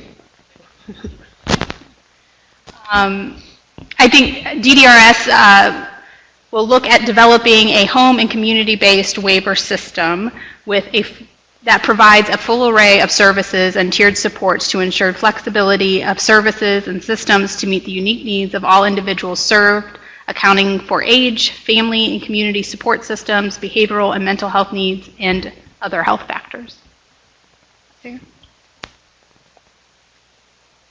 Members, is there consensus on that? Okay, we will adopt that by consensus. Next recommendation, Steve. Thanks, Kylie. So, recommendation number 2 kind of is connected to recommendation number 1 and is, I believe, something DERS has shown great commitment to, and that is to convene a group of diverse stakeholders to assist with waiver redesign. And put Joe's name on there? Yes, yes. Input from task force members? Is there consensus on that recommendation? All right, we will adopt that by consensus. Your third recommendation? Following the lead of my good friend Kim Dodson, I'd like to withdraw recommendation number 3. So, but I do need to explain. I did not want to just lose the very good things we heard about housing and the need for housing and to address housing. I would, with the Lieutenant Governor's permission, I'd like to work with Jason and John Niederman and the folks, Andy Rosenthal, and put forth some recommendations for our next meeting around housing. So, so I apologize for not getting that done beforehand. All that, or just defer it to the next meeting? So recommendation 4? Yes. Recommendation 4. Again, I think we've talked about this. It can go a variety of places, but we just wanted to encourage DDRS. They've been encouraging us, so this is pretty easy. And, to encourage the use of emerging technology in the HCBS waiver redesign service delivery. So I don't think we're going to forget about that, but we wanted to put it on there. Consensus? So we will adopt that by consensus. Military waiver slots, Jonathan Burleson, CEO of Bridges. So when I designed this idea, it was with the help of individuals around the table. But what it really tried to address was when you're active duty military, or let's start back. When you have a child with a disability, you get a diagnosis, and then you get a level of care assigned, and then you get put on a wait list after you've applied. And that wait list can be extensive. If you've chosen to serve our country and be an active duty military member, you may be in this for 2 years, and then you're moved. You may arrive in this state, for 2 years, maybe 3, and then move. So basically, no matter where you stand, if you're serving our country and you happen to have a child with a disability, you never receive services because you're constantly on an endless wait list. And so what I would like to do is recommend that we encourage, so my recommendation is we should encourage the support of our active duty and veteran military members in Indiana in obtaining services for their children with developmental disabilities. We support creating a priority status on the waiver for children of active duty and veteran military families. I did get a recommendation that we should narrow this to the family support waiver. I'd be willing to listen, perspective on that, and hear everyone else's perspective. But in my mind, I'm just trying to give back to people who give a lot to our country and who step up and serve. And because of I've seen, they typically never receive services for their children, or they're forced to choose to leave the military in order to get services. Jen? I think this is a wonderful recommendation, fully supported. I think I'm limiting it to the family supports waiver because it is the waiver we currently have a waiting list on. And I think moving forward too, when we have different waivers and we rename them, because that would be more fun anyway, to make sure we continue to have this on any of the waivers we would have that would potentially have a waiting list. I think for the other waiver that we currently have, the community integration habilitation waiver, there is a path onto that with priority categories that doesn't have a waiting list. So I think it would be very appropriate. And really, it's a very simple waiver amendment to put that on there, so then they really do bypass that waiting list, which is only at 8 months, but 8 months is a long time for a military family. They're here for a couple of years. So I think we would fully support that on the FSW if that's acceptable to the group. If I may, I'm going to push back a little bit respectfully and softly. I think that I think we should try very hard not to specify and label our waivers because they are going to be changing. And so I think the way that Jonathan's recommendation is worded is appropriate because it just says the status on the waivers for children, so I don't think it specifies which waiver. So there are some waivers that may not apply to these families because of whatever reason. So I think it's already vague enough to take into consideration because we're not changing eligibility for these families. They're still going to have to meet eligibility. But I think we just might create a stumbling block there if we state a name of one of our waivers. That's going to change hopefully in the near future. It was done very respectfully and softly. I appreciate that. Although I've never seen you be not soft and respectful with us. So, but yeah, I think that's a great point, Kim. So I see that. That's a very good point. So thank you. Steve. We also supported, Jonathan, we put out a message yesterday to Anchor to see if there are any other states who've been able to successfully get this approved. I don't know if you guys know it or not. So we haven't gotten any response yet. So I don't know if we might be the first state, which would be great, or if any state has had difficulty getting CMS to approve it. And but we did put that message out. We do support it. I do know that I can't speak of the specificity of our detail here, but I do know Wyoming has a bit of language for individuals in the military. Doctor? Does eligibility for the services otherwise require a residence in Indiana for a certain period of time? Or I'm fully supportive of prioritizing the military and those who service our country, that's for sure. I'm just wondering if there's unintended consequences if Indiana is the only state doing this and people locate in Indiana specific to this reason, or? Actually, in my opinion, do you mind if I address that? So one of the unintended consequences could be that active duty military members who are well educated, who have high-level security clearances, start choosing Indiana to be based here or as their final destination when they leave, which would create an influx of skilled labor along with a high level of sought-after security clearances, where groups like Raytheon, Lockheed, and Boeing all travel to ensure that they have a active, well-recruited, well-trained security clearance group. And so if we had a group of people that started deciding to live here, we would be able to, Lieutenant Governor and the Governor would be able to draw in potential future employment, future military contracts. I even believe this would go into a bonus structure for future military bases and bids whenever we shot for those from a national standpoint. Yeah, go ahead. To piggyback on that, I lead an initiative, the Next Level Veterans Initiative. It looks at recruiting military men and women who are transitioning out of the military. 200,000 transition out every year, and a third of them indicate they will go somewhere other than their base or their home state. And so with our low unemployment, it's a welcome statistic and well below the national average, but it has resulted in Indiana having currently 85,000 jobs unfilled.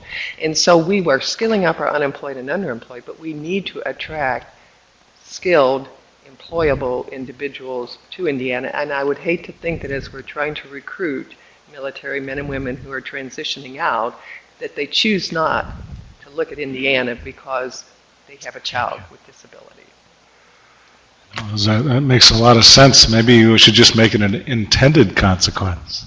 Yeah, I just don't want to say up front, it was unintended, but it definitely had its, include that under the initiatives to attract. Yeah, with this task force, I focused on the child, and I figured it would get expanded upon from there. Thanks. So no input? Joshua. Maybe just based on previous comment, maybe in front of your second sentence, we could add the line contingent upon CMS approval. Where at? I want to write it.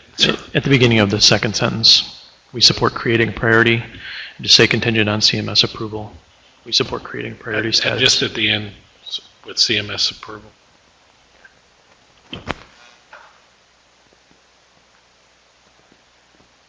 Additional input? Jonathan, do you want to read your revised recommendation? We should encourage the support of our active duty and veteran military members in Indiana in obtaining services for their children with developmental disabilities. We support creating a priority status on waivers for children of active duty and veteran military families with CMS's approval.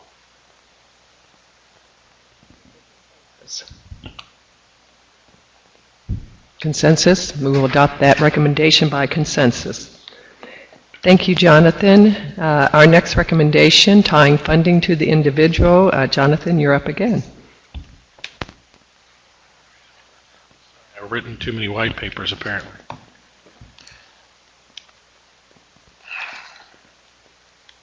Just want me to read I'll just start out by reading the recommendation. It is my recommendation to the 1102 Task Force that DDARS provide a plan to eliminate ICFID beds from the service model for individuals with disabilities and transition people into HCBS waiver services within a 5-year time frame.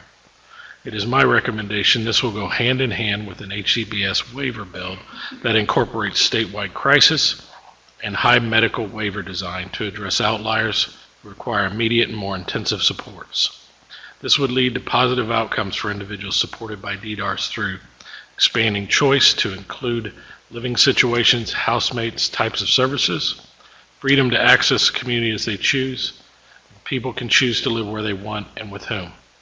The 1102 Task Force should implement tactics to assure people supported can be quickly moved into HCBS while offering incentives for providers for early adoption of the ICFID closures. The plan developed by DDARS needs to be completed within 1 year and must address those individuals who have significant needs and tie funding appropriately to the individual and not to a facility.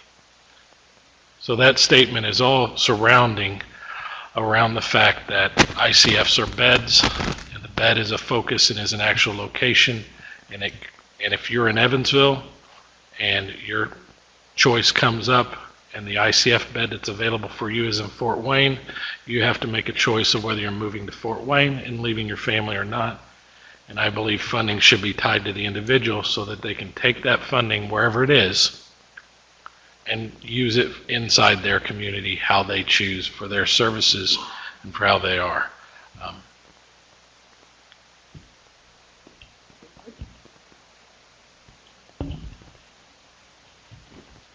Steve, then Kim. Well, first of all, Jonathan, thanks. Jonathan had a chance to talk about this recommendation.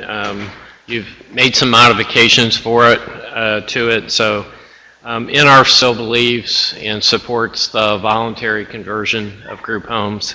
We've got a number of members who are doing that. We still think, and I think we've heard a lot from public testimony, families that it's one of the choice, one of the options. We'd like to see that preserved as one of the array of options. It certainly is getting smaller over time as people make choice, but we prefer folks have choice and have options. Can I be clear on what choice means? So for me, choice is not a funding stream. Choice is where you live and who you live with. So I'm not attempting to take away that option. As Steve has stated, many providers are voluntarily converting their ICF homes into waiver homes. This would incentivize that approach. In addition to incentivizing that approach, you would expand that approach to be able to have more choices and more options in addition to that. I believe it was in Valparaiso we heard, and that was the big housing push. We heard many individuals who were building ICF ID settings who said they were building them in preparation to convert them to waiver settings, and that almost all of their homes could be easily converted to waiver settings. So this is not about closing beds, bulldozing facilities, running people out of their homes. It's about changing the funding mechanism so that that individual, if they so choose, can leave Fort Wayne because their family moved to New Albany and take their funding with them and move to New Albany and get the same services they've always received, just from someone else with another provider or in a setting that they choose. So, thank you. Jonathan, I certainly like the title of your white paper, Tying Funding to the Individual. I think that's important, and I actually like a lot of the points that you spell out here. I do have a very strong concern about anything that says eliminate a certain type of setting or funding stream, as you so put. Would you be willing to, with the proposal that I had earlier, the recommendation I had earlier on community living that passed, would you be willing to help incorporate some of your wording that's in here into that going forward to try to see if we can mesh them together? Sure. I mean, I've spoken to a lot of people. I've spoken to Kim, Steve, Kylie, and I'm willing to speak to more. This is not about anything other than ensuring the funding stays to the ability to do what they want with it within the guidelines that are set. Can I ask a question, though? So if for some reason Jonathan and I cannot agree to language that kind of meshes my recommendation and his, can that be considered at the next meeting as still two separate ones? Absolutely. Okay. Sorry. And of course, it would have to meet the approval of the entire task force. Christine, did you have a comment? Yeah, just a short comment. I completely agree with Jonathan. I think your recommendation is on point.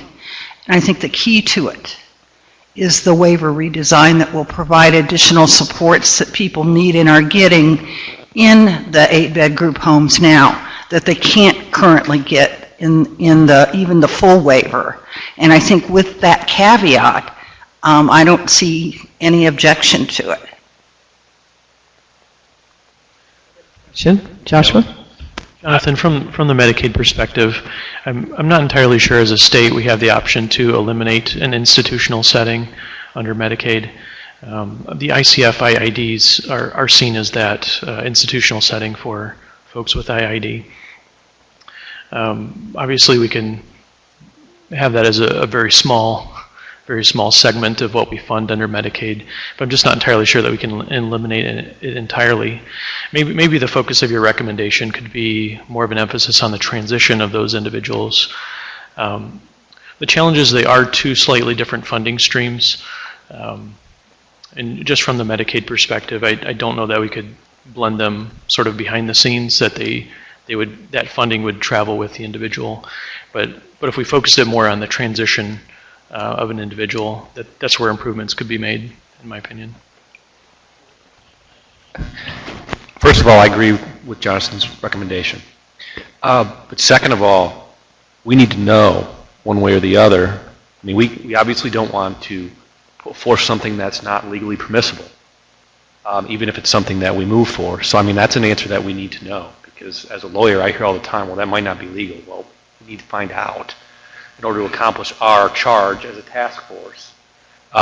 Because if it is permissible and there's a way to redesign that in a new waiver system, that sounds pretty neat. If I want to move to a different part of the state because one of my children moves and later in life Martha wants to go someplace else to live, I want her to be able to do that. So I think this is something that deserves further exploring, and if there's legalities we can jump over and get some certainty on in advance of us making a decision, we should do so. I don't know how to work technology yet. I think that is a good point. I think it's just something, you're absolutely right. If I think I would request that we kind of postpone this till next week when we meet. We'll do some research in cooperation with OMPP and figure out what the legalities are around that and try and get it. Definitely, yeah. Josh, would you have that legality understanding to be able to help me with that, or do you have a recommendation of who to go to? I have access internally to resources to find the answer to that question. Okay. So if I got a hold of you next week, we could work on that maybe a little bit before our next task force meeting? I will be out at a conference all next week, but if you try to catch me before the end of the week. It's a CMS reg, right? I mean, that's what would govern the CMS regulations. Regulations that govern this. So if another state does this, then we would know there's likely permissibility. What I do know is that if you can close down the styles of ICFs that you use, and having an ICF ID is not, to my knowledge, a mandated requirement. You still have ICFs, they're nursing home facilities. So we're not looking at that. But there are I will have to research, but I believe there are other states who have closed down their ICFs because they have viewed them as institutional settings, as you have stated, because of the way the funding is associated with it. So I will look into that and see if I cannot find an example of that. I have a couple of comments. One, I appreciate, Jonathan, if the task force decides to move in this direction, that acknowledgement that in order to do so in the current system, there would be some pretty stringent restructuring that needs to happen on the HCBS side of things in order to do that successfully. I also want us, as a global entity, we do a good job of talking about institutional beds and funding and that type of thing, but we need to really look at the individuals utilizing each of those options and what does that mean. I think we also need to ensure that we understand the scope and breadth of the eligible individuals for BEAD services. We need to ensure that they have an acute, immediate need, even if on an intermittent or temporary basis they need some type of quote-unquote institutional setting in order to become stabilized. And I think we would be short-sighted if we don't have a full understanding of who BEAD serves. And a lot of those are individuals with dual diagnosis with very complex needs.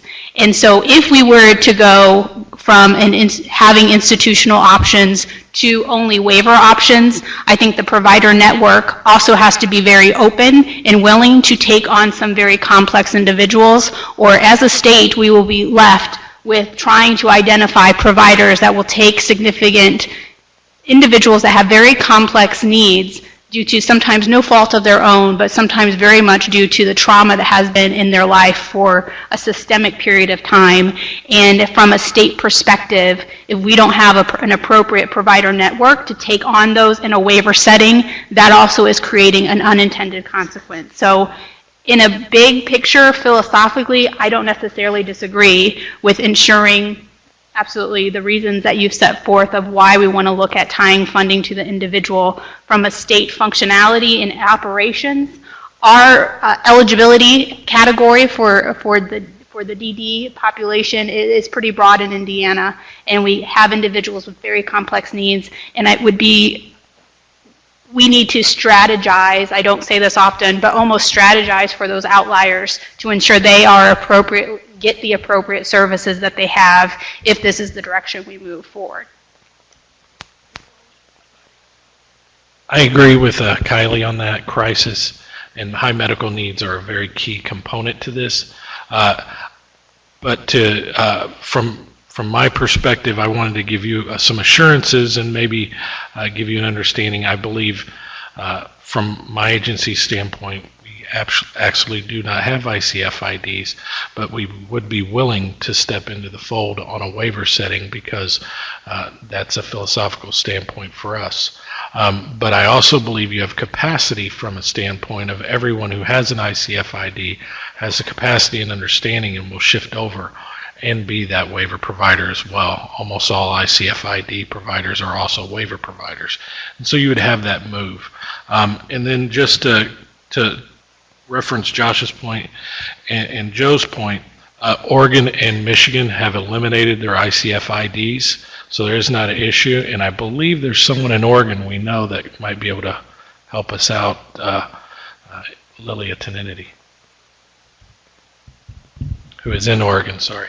Just a couple of points. Not all group homes are 8 beds, so I want to make sure folks don't just generalize that because it was a pretty generalized comment. In fact, I think the average size of group homes now is probably less than 6 when you take all the people and you divide all number of beds. So secondly, I would kind of disagree with you. I think some families and individuals see the group home as a more stable place for their individual. I'm not saying it's right or wrong. I'm just sharing a couple of years of experience with families who see that as, for whatever reason, sometimes it's brick and mortar. They see a nice house in a nice neighborhood and they see that as stability versus a 2-bedroom apartment in a setting that may not be as nice. So I think I have difficulty talking about we support an array of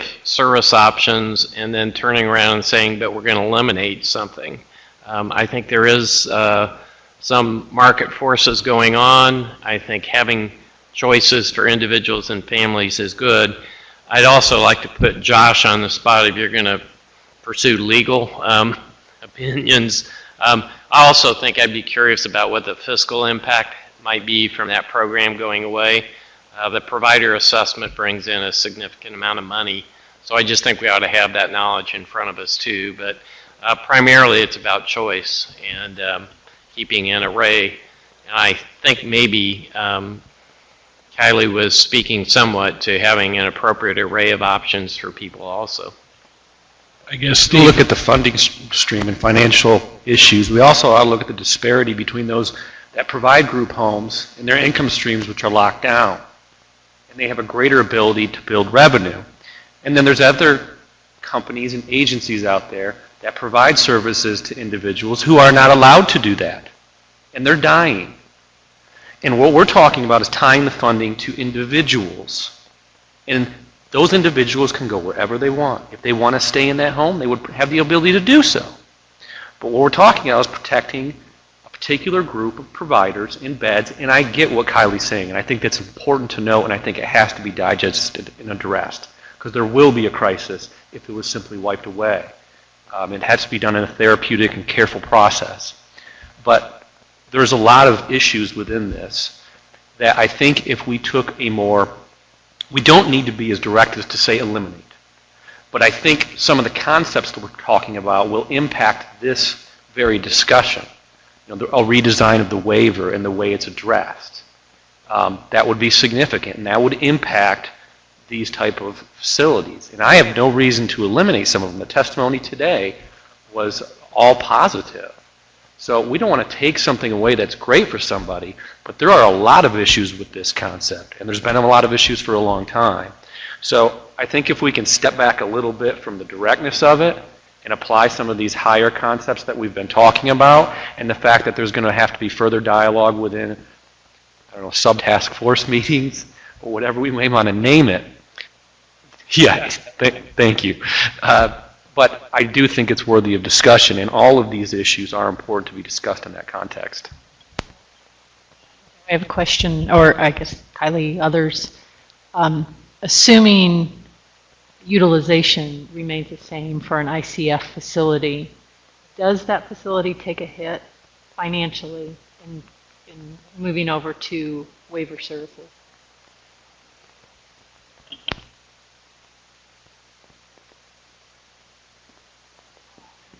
She says that to me, I just stop. It scares me. Sorry, it's after lunch. I need a nap. I think that's a great question. I think it really it is a very different funding model. It's really more of a per diem model. It is funded on a cost analysis basis on a yearly basis. So I think it's a great question. I don't think there's an easy answer for that on how that would work. But I do think, to other people's points, I think really doing it's the people that are important, as Jonathan is trying to say here. I do think it behooves us as good stewards of the public's money from a state perspective that we make sure we take a look at what impact that has overall fiscally, and in conjunction with what impact it has on individuals, which is a more important thing. So it's a good question. Not that this is institutional settings 101 task force meeting, but I do, again, I have no philosophical problems with what we have put forth. I think myself, from a practical standpoint, is that it needs to have an understanding that in the BEADS world of institutional setting, there clearly is a tiered model of institutional settings.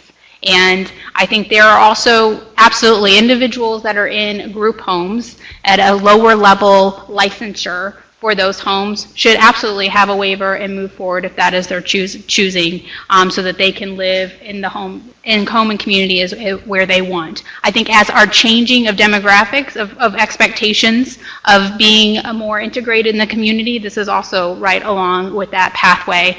What I have concerns with now is that we currently have wait lists for our most comprehensive institutional setting, because sometimes there are no waiver providers that will accept these individuals. Have the waiver, please go, get some supports, and we don't have any waiver providers that will assist them. We have individuals that are coming out of maybe a DCS, residential institutional setting, state hospitals, and a step down for them sometimes is in a ICF, IDD at a higher level, at a higher licensure level. So again, I think it is really critical that we fully understand. Again, philosophically, should people with disabilities be able to live in the community and have that opportunity? Yes, and our waiver redesign process needs to address those things. Those outliers, that higher need individuals that we have in Indiana, my fear is if we eliminate what they have as far as active treatment and requirements, that we will have some unintended consequences, that the state of Indiana will not have appropriate placements for these individuals to go. Do I think there's options to do that? Absolutely. I am only here having a cautionary tale and wanting to outline exactly the unintended consequence in our current wait list that we have for those high need, quote unquote, beds. I do want to stress, when I viewed this statement and wrote this was not under the guise of our current waiver system at all. It's under the guise that DDARS really redevelops, as we've already passed and approved, an entire waiver redesign. Once the waiver redesign is in process, then they can define everywhere from billing codes, activities, functions, and requirements to ensure those high-level needs are met with inside either one large waiver, different waivers, however choose. There's a lot of ways to go about completing this task. And Joe, the reason I chose the word eliminate, it wasn't to be overly aggressive or anything like that.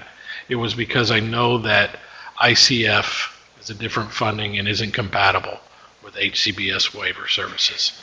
And you can't have an ICF with an individual receiving the funding. It is actually tied to the bed. So that's my focus was tying funding to the individual, and that's why I chose those words. It wasn't by accident, it was for that purpose. Just want to weigh in. I really agree with keeping options and maybe focusing this more around transitioning people who want to move to a different setting or want to establish in a different setting through informed choice.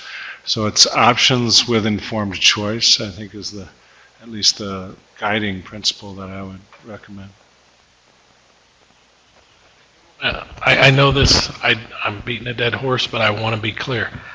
I don't want to take away, I don't view funding streams as just an option, especially when you can receive the same services in the same home today from an ICF world, and then that same home can be converted to a waiver home. As Steve has said, some providers have already done it, some providers are waiting, other providers need to be motivated. So the funding stream can still be the same. They can receive the same services from the same people, from the same companies, in the same home. They'll just have more choice of array of options that they can choose, from music therapy to who they live with or what part of the state. So I want to be clear. I'm not trying to, there's a sense that I want to shut down these homes and kick people out. That's not it at all. The providers who are doing this are positioned and ready to pivot. Just as Steve has said, that there are providers wanting to convert homes. In actuality, I want to reward providers who have stepped into the fold in years past and develop ICF IDs by ensuring they have an option. As everyone has said, ICF IDs are being chosen at a lesser rate. People are not choosing that as a service option at a lesser rate. And so we can wait for this thing to die on the vine and not reward or motivate or assist providers who have stepped into the fold and done great things for so long. Because in my statement, I say I want to ensure to incentivize providers for doing that, for stepping in. And if you ever want providers to step into the fold again and fill the gaps the state needs, you have to incentivize them when it's time to change. You have to help them undo the things that you asked them to do already. And so that's what I'm asking, and that's what's important.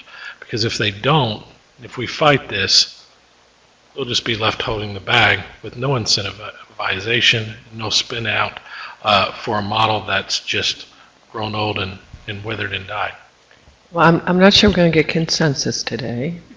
So, Steve, if you have one more comment, then I think what we're going to do is ask Jonathan to work with Kim and some of the other task force members to come back to the next meeting. Just a quick comment. We polled all of our NRF members that provide group home services. So, Jonathan, I don't think they're there with you. They are not necessarily ready to pivot and immediately convert. And I don't want people to leave thinking all the NRF members would convert to a waiver setting and people wouldn't have to move. I think that would be inaccurate information, because in some cases there's debt on those homes being paid through the capital return factor through the Medicaid reimbursement system, and they wouldn't be able to keep that particular housing. So I understand your opinion, but I need to relay what our members are saying, and I didn't want folks to think that's an automatic and it will happen. It may happen in some cases, it has happened in some cases, but to say that our members are ready and willing and people all get to stay where they're at, I don't think that's correct. Well, and I think, Steve, you said a key point, that there's some assets that need to be unspun. And that's where I would expect DDARS to develop some incentivized programs, because ICF ID is really all about a company owning an asset. rather than an individual receiving services or having the services tied to them. And so I would expect DDARs as part of that incentivized process. And Steve, I'd be willing to add that wording in discussion of assets for DDARs to be able to incentivize that and determine how to assist those individuals in that process. Okay. Well, Kylie, I know you want one last final comment. Yeah, it will be quick. All I have to say is, while obviously there is maybe not consensus on this issue, I do appreciate Jonathan in looking at the spirit of an 1102 task force of a 10-year plan, that we really should be looking at how are we redesigning systems and supports to get to the ultimate home and community-based service options for individuals with disabilities. So again, I know we've gone into issues, and that's part of what this task force is. So I appreciate at least bringing this to light. And if it may not be full consensus, elimination of whatever, but it will at least tailor us to make improvements for home and community-based services and lessen potentially the need of an automatic institutional choice for individuals that may not have the appropriate informed options in the past. Last thing I'd like to ask is, anyone that wants to talk about this, please come to me after the meeting so I can get you on my schedule for the next week, because I can't remember everyone had input. I wrote down a lot of stuff, but if you want to speak to me personally and talk about this, just tap me before the meeting's over so I can write your name down and make sure I circle back with that. All right, thank you, Jonathan. Appreciate it. Our next recommendation is improve access to services for individuals with dual diagnosis. This is Kylie Hope and Kevin Moore have worked on this, so I don't know which of you is going to present. Kylie. So yes, I think the need to improve access for individuals that are dually diagnosed, and specifically what that means in this term is for individuals with intellectual and developmental disabilities and mental health needs. I think Kevin Moore, in his great leadership with DMHA, to be fair, I think he is absolutely, obviously on board with putting forth these recommendations in an area that we know. I think everyone on this task force knows that there is a need. So I will just read what their recommendation says, and we'll take some feedback. Indiana shall focus efforts on increasing access and improving the quality of services for individuals that are dually diagnosed with an intellectual developmental disability and a mental health need. Such efforts should include, but not limited to, increasing training and expertise across the state, inclusive of healthcare professionals, families, and caregivers, improve access to specific services, particularly in rural areas, and explore innovative service options, improve provider capacity, ensure individualized approaches are used to address the complex needs of these individuals, and ensure that the healthcare delivery system is coordinated and integrated for individuals and their needs. Discussion? I think we heard great testimony on this one. I think we were in Bloomington is where we heard quite a bit of testimony. So I'm all for this. One thing I would recommend is it says such efforts should include, just so that we understand what we're talking about, making sure these efforts are tailored to these individuals. I would say such dual diagnosis efforts, so that we can make sure that folks understand this is not broader. This is actually to attack a specific issue Indiana's experiencing, and that's it.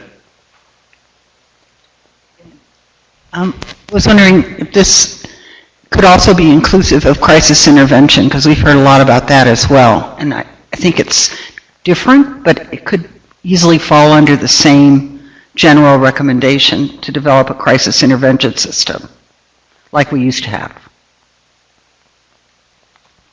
I think, Christine, there is a recommendation for crisis intervention, which I think is absolutely critical, and that crisis intervention can be inclusive of individuals with dual diagnosis. But to be fair, I think, and to Joe's point, this really is intended that we need to focus our efforts, and to be fair, more preventatively.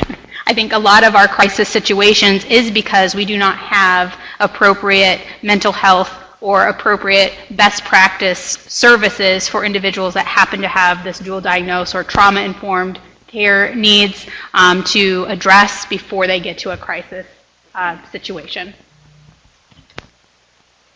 Do you happen to know now how many folks the Department of Mental Health serves, and annually for folks who are dually diagnosed? I know we've got just a handful of providers that focus on that population specifically. I don't have the number. I know Meridian Health Services is probably the largest provider. Eskenazi and Midtown Mental Health Center does that for Indianapolis area as well. And there might be smatterings of that elsewhere, but those are the two main ones. But I don't know exactly how many were served, but not nearly enough.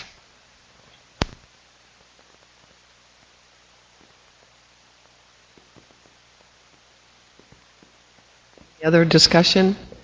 Does this include community mental health centers? Because that was kind of my concern. They're central to this training, yes. And then I think we take advantage of the telehealth discussion that was taking place, access services, how this impacts crisis, kind of across the board with the mental health centers. Yes, Joshua. Maybe a question for you, Kevin. I've heard this anecdotally, but is there sort of an issue too that there just aren't degree programs that specialize in dual diagnosis for this population?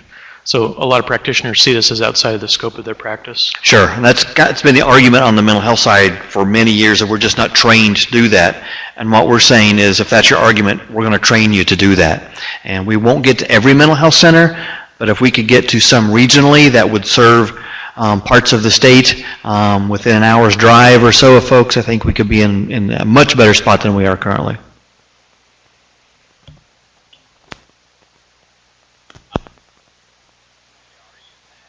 Dual diagnosis as well, figuring out which system is best to serve them is always a challenge we have. So we're kind of at a loss as to what to do with kids who present with mental health issues who also have ADD complications as well. So it's an important area for us to focus on for sure for our children as well.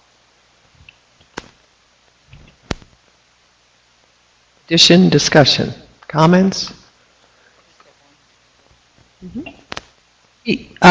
Maybe add community mental health centers somewhere in the recommendation so that it's clear that we are, addressing not just them, but that they are included in the solution. Many of our providers are not community mental health centers, work with DCS youth. There are other community-based providers, so I want them all to be part of this conversation so they can be able to improve access everywhere because it is an ongoing issue. Yeah, I think, and looking at Kevin to, I think, was it Joe that you indicated that we could specifically say such dual diagnosis efforts would include, I think we could add a sentence there saying such dual diagnosis efforts would include providers within the community mental health centers. I may even specifically mention DCS, is that fair? Providers? Okay, and BEADS providers. So it demonstrates more of a collaborative statewide effort. Currently experience right now with go to provider referral, we can't handle that, go to somebody else with the same message, we don't know what to do. It's increasing training for everyone across the state about this issue, which is fairly common, would be really helpful. Yeah, reread your revised. Oh, sure. So Indiana shall focus efforts on increasing access and improving quality of services for individuals that are dually diagnosed with an intellectual developmental disability and a mental health need. Such dual diagnosis efforts should include addressing barriers, step back. Such dual diagnosis efforts will include collaborative work with statewide systems, including BEADS providers, DMHA, community mental health centers, and DCS providers. And then I'll go into saying specifically this should include then those bullets. Is that okay? Is there consensus? See some head nodding here. All right. We will accept that recommendation due to consensus. Our next, well, it looks like it's not going to be long. It actually has 7 recommendations. Our workforce crisis creates critical gap in services. Kim Dotson and Steve Cook are presenting this.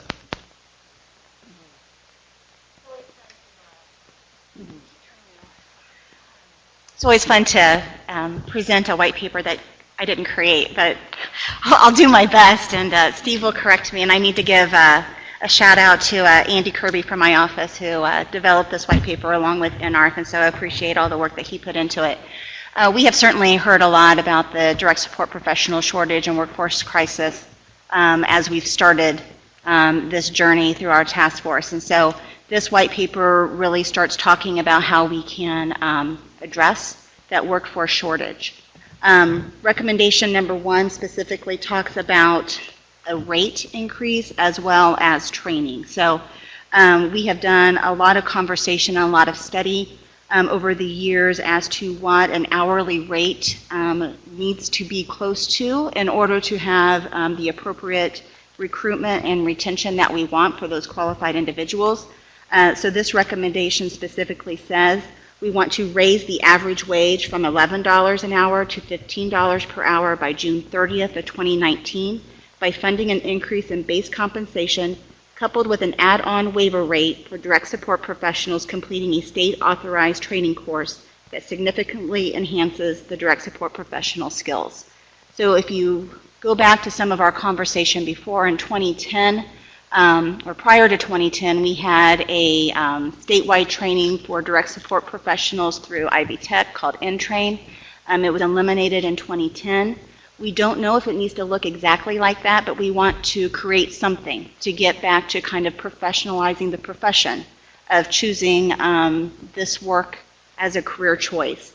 We also know that we need to continue to put money towards raising those wages for those direct support professionals. So hopefully they can only have one job instead of 2 or more. And again, that they can continue to do a job that most of them love and really want to stay in.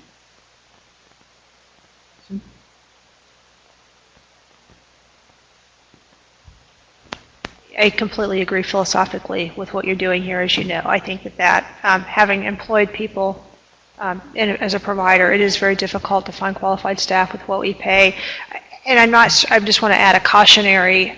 The recent legislation that passed that we implemented I think was spot on. I think I would encourage as legislation, if the task force does support this and legislation is requested to increase these wages, I think I think preparing the legislation a little bit differently, where you could be assured that these things happen and that wage does go to this. So I think there's some additional oversight and methods, and I am not a legislator, nor do I want to write law, but I just think some conversations about sort of the lessons learned from the last legislation and how we can maybe improve on how that is written to get to what the goal here is of getting these increases. I completely agree, and to all the providers who are listening, it certainly has not fallen on deaf ears.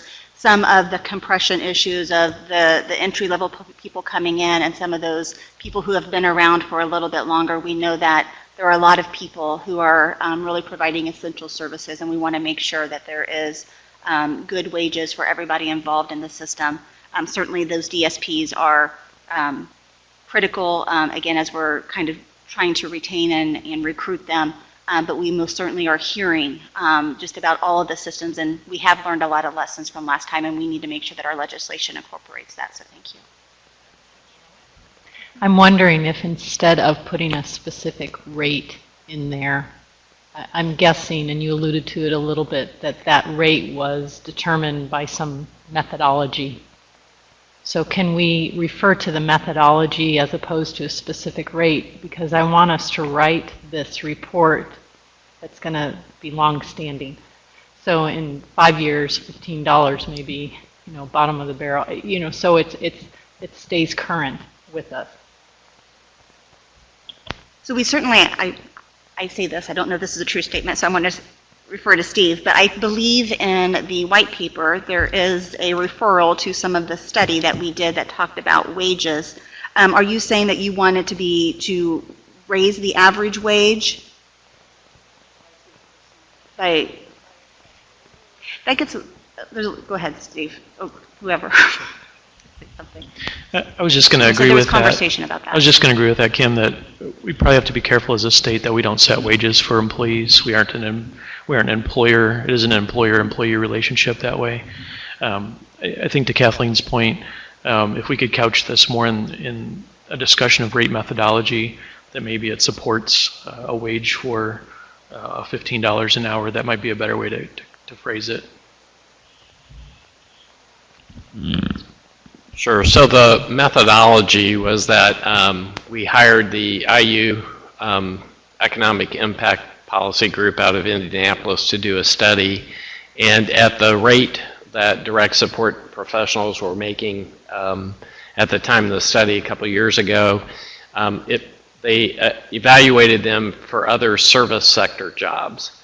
So compared to other service sector jobs, let's say there was a list of 30, they were probably 10, and they directly related to laundry workers, so workers working in laundry. So the intent of the legislation last time was unfortunately not to fall further behind. So the intent was we need to go from an average of $10 an hour to 11 to simply not fall further behind. At the time that study was commissioned, it was thought that to have a real impact on recruitment and retention, we needed to be around $13 an hour, which on the service sector job list was about 10 or 11 spots further down the service sector grid. The economy's gotten better, unemployment's went down, and so now the economic impact is looking at something closer to $15 an hour. There was also some studies from some other Midwest states, and we knew our $10 to $11 an hour was not going to fix recruitment and retention and eventually quality services to individuals. So the paper does kind of outline that. Kim, I don't know. I don't think some of the suggestions and modifications of language are fine from my perspective. I think so too. I don't know if I have the brain power to do that right now, but if we could maybe do that by next week, that would be great. Yeah, I would just add, we want it to be a repeatable process. I'm sorry? We want it to be a repeatable process. That's correct. I agree, and I think when you put a dollar amount in there, you could set us up for failure, or we could set the General Assembly up for failure, and I don't think we want to do either one of those. So if I could add my 2 cents, I think with respect to the workforce crisis, I think we acknowledge that the wage is a factor that needs to be addressed, but since we're going to take this back, I would encourage us to maybe look at all other factors that improve recruitment and retention. As far as my concern, I think from a state perspective, is still ensuring that there's the quality outcomes of the individuals that they are assisting or help supporting. I would also recommend that we separate those specific needs for improved compensation, or if I would like to maybe broaden that to improved recruitment and retention efforts for the workforce, but to also have a separate one, and maybe regarding the training, that maybe we can add that one on actually to the one, I think it's number 5, where we talk about having a 3. Where'd it go? The one where you talked about having the DSPs being in a system of where their training repository is that maybe 6? Thank you. So maybe adding there where we talk about developing a central repository to track DSP trainings, to also broaden that to include just to have kind of a statewide authorized training for direct care staff, as well as this repository for that process. Those would be my recommendations. Kathleen, I wanted to hit on something you had said, repeatability. What's your frequency? I don't speak loud. I don't yell. I'm yelling right now. So what I was asking Kathleen is, when you say repeatability, I do understand that. Were you thinking of a frequency or of a time? Because if we just say repeatability, it could be every 10 years for the state. It could be, did you have a thought process on that? I do, just based on my own industry knowledge in healthcare, but I guess I would defer to the state. Is there a set type of process where this evaluation happens? Job codes and market research and all of that. And to answer your question, in my mind, I'm thinking 3 years, every 3 years, something like that, but there's nothing magic to that. Don't timestamp it. You're saying don't timestamp this figure. I am right? saying that, Yeah. and I'm saying plan for an evaluation of this same issue on a more than 20 years from now. Yeah, I would agree with that. I think that's what I was trying to figure out was I know if we, in my mind, if we ask for it every year, that's going to be overly burdensome. The legislator, it's just not going to happen. So I was looking to see, is it 2, is it 3, is it 4 years? What's a good number to constantly keep out there to revisit? Maybe every 2 years. I don't want to ask for an increase in rates every 2 years, just for the record. Yes, jurors can do that, yes. You're going to work on Yes, I this. can revise that recommendation to include a lot of this conversation. All right, for sure. thank you. Your second recommendation? I'm looking at Steve because I don't know how many of these I'm doing. So am I just talking until you tell me to be quiet? Okay. You go ahead. I don't know. Oh, I can talk about this one. Okay, please. This is a very interesting concept, and probably for the folks on the mental health side, you're maybe more familiar than we are. We should be more familiar, but it's really kind of a waiver redesign issue, but we believe within the overall context of a shortage of direct care workers, there are actually some folks with intellectual disabilities who could serve in we called it peer specialists. I would not get too hung up on that term. That could actually help other folks with intellectual disabilities. So I think on the mental health side, you have peer counselors, those kinds of things. It's not that they could do every single job of a direct support staff, but they can do some of the things. And so, again, when the waiver's rewritten, we would hope there would be some consideration to considering a service that could be delivered by a peer specialist, and that in essence would be just a piece of the overall workforce shortage. Obviously, it kind of fits nicely into employment also. Yeah, I think this helps us out on both things of our 80% unemployment rate for people with disabilities, and then it helps us with our workforce shortage. As an FYI, there are several other states that have this in their waivers, and they've actually been passed by CMS. So we have some plagiarism we can do from other states as far as service definitions. We like that. Additional question? Is there consensus on this? All right, we will accept that by consensus. Number 3. It doesn't matter. States have adopted a self-directed care model.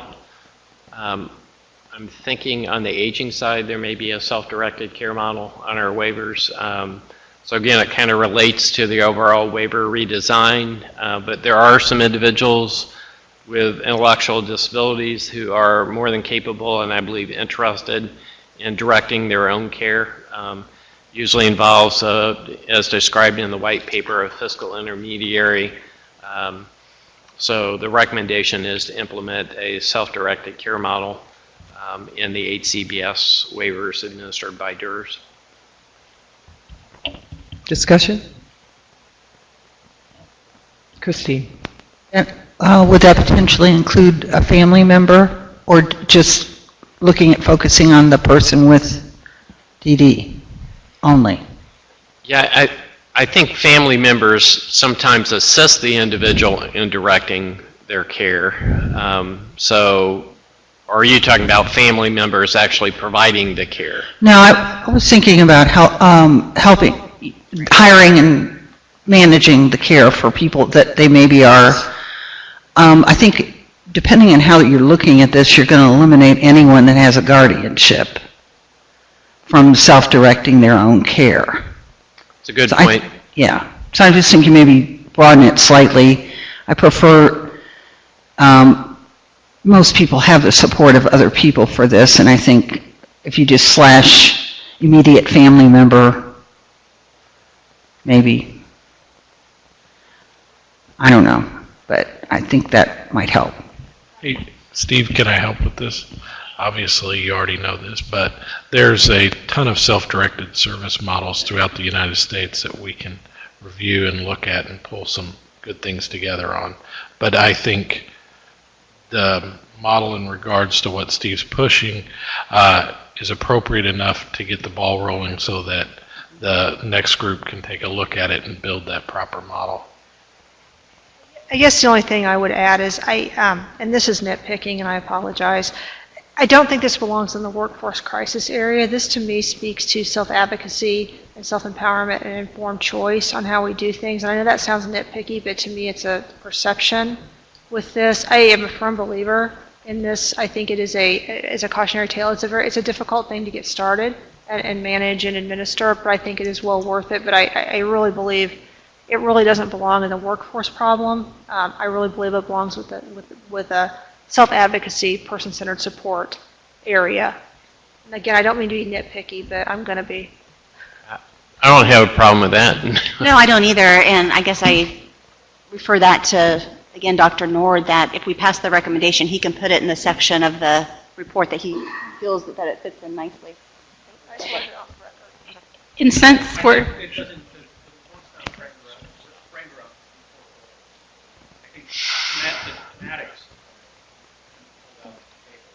Where, say, this one maybe hits on, for example, self-determination, families.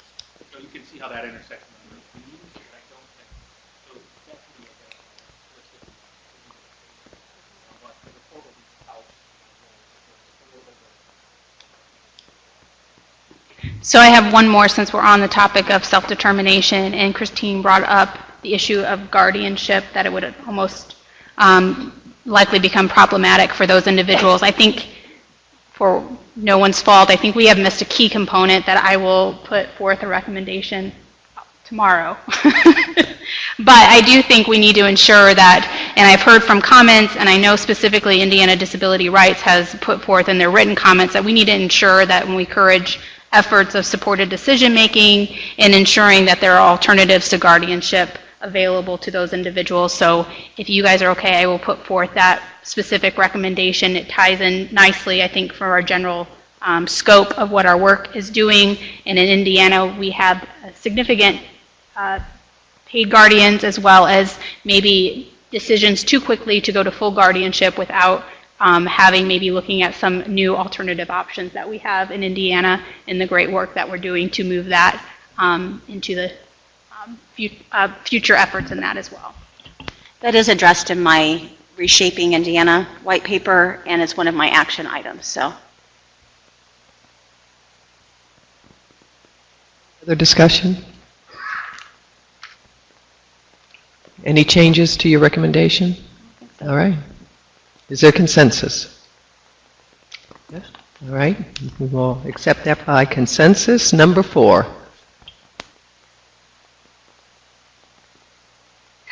this is sorry for the lag between Steve and I.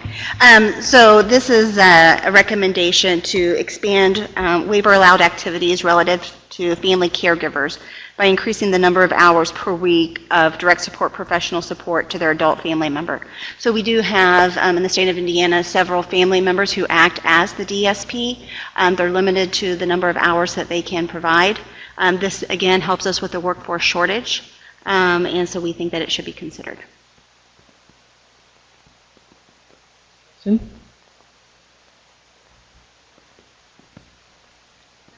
I have to quietly and respectfully, softly ask that we table this and have further discussion. I think there's some things that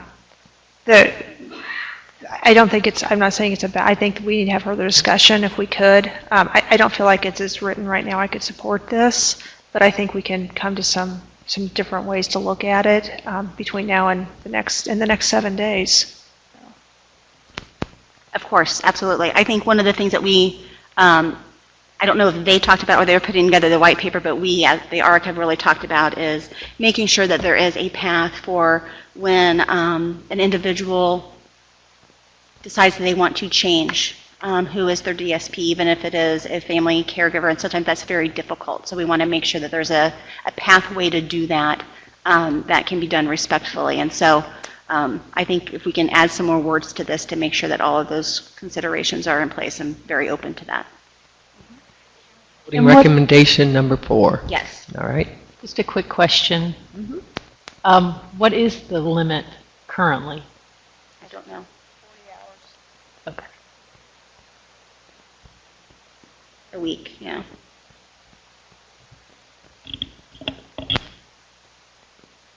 Recommendation number 5.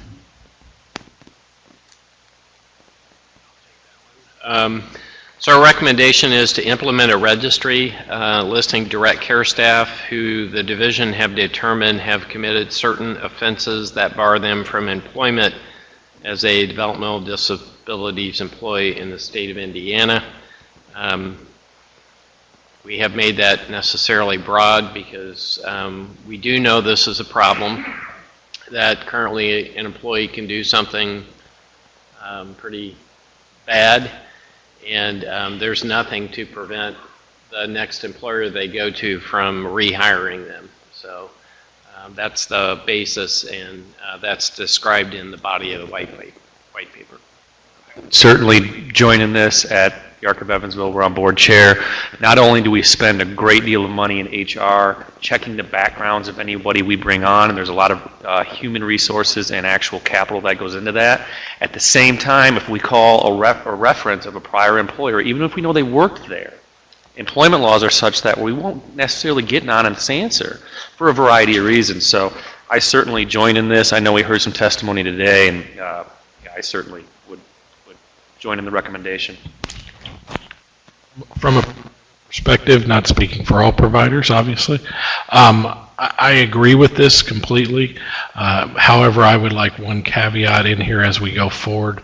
I'd like to ensure that there's strict guidelines to protect employers and give them guidance on what would be turned in, because if you turn someone in, you put them on, you do enter into a liability standpoint. And so I think as long as the rules are written well, then we can follow those to a T. So I would spend more time on that. And I'm not sure, that may be this may be a legislative proposal, so all of that would be addressed in the legislation. I don't know that we have to get specific on it, if that makes sense. Also, I support the registry, but are we also talking about perhaps doing some kind of registry where those, and I think you're getting to this credentialing and certification and kind of consistent training, where those individuals that receive that would also be listed so that family members know? Would that be in your next one? Yes. Okay, then I'll just wait till then. Okay. Before we go on, I do have a question about this. Are there other models of registries for, I'm assuming, disciplinary, problematic, punitive types of behaviors that exist where the individuals are not licensed? I'm only familiar with the latter. So for nurses and physicians and that kind of thing, do they exist? And if so, in what areas, and can we learn from that? The Indiana Disability Rights spoke about this. You were stuck in that traffic. There's 26 other states that have something similar, and I think there is some models that we could definitely follow and learn lessons of the good, the bad, and the ugly of what other states have done. I'd also just like to ask that we include, maybe an attachment, to make sure we include the testimony that IDR gave this morning. I think it was very powerful what Dawn said, and I know she also has, the IDR has other written recommendations, but I think that the strength of what she talked about this morning just helps increase what the need is here, and I just like to kind of have that pulled in together. And I think, just on a side note, I think we've got some great partnerships with that organization, other organizations, to really make this happen. So I think it is an excellent path.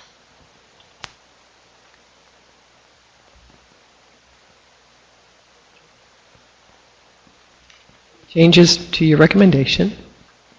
Is there consensus among the task force to accept this recommendation?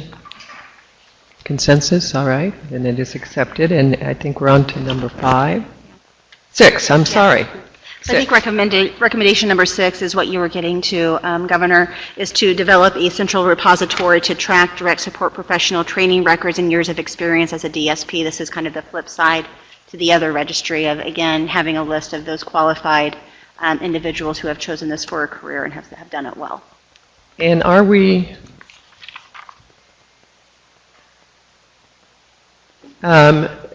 talking about then also having some kind of a consistent statewide training, perhaps offered through IPTech or somewhere, where individuals are consistently trained and every provider doesn't have to then train? Yeah. So I think to take to Kylie's recommendation of moving that training component out of recommendation number 1 and making it stronger here in this recommendation would be better, and we can do that over the course of the next week and have it for the next. All right, so we'll be holding this recommendation? All right. Thank you, and recommendation number 7. This is the continuing reminder to maximize incorporation of technology in the delivery of services to people with disabilities to increase access to services and assist in addressing the DSP workforce shortage. We have work to do with our families, because I think often the individual with a disability is open to technology. A lot of families are not as open, probably because they're my age, and they're still learning about technology. But we just think that it's another piece of the workforce shortage issue, is doing better and using technology more frequently and in better ways. I did finally get rid of my flip phone. I now have one of these other phones that I gain assistance with daily. Is there discussion? Do we need to be a little more specific on this? I don't know. What are you suggesting? I don't know. I guess when I read it, I'm looking at technology that's pretty vast, and I'm trying to tie it to workforce crisis. A lot of times when I immediately think of technology, I think of services, not workforce. So I didn't know if there was... Yeah, I think we kind of kept it somewhat broad because we didn't want to tie it down to just electronic monitoring or just smart homes, or because, again, I think we're learning there's some technology happening tomorrow that we're not even thinking about today. So I don't think we're opposed, but we purposely kept it broad.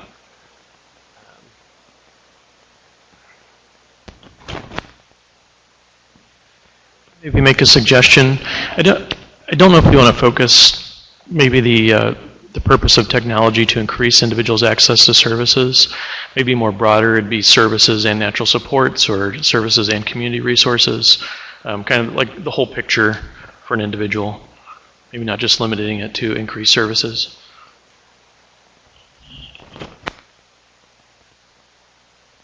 No discussion? Questions? Anything needs to be revised?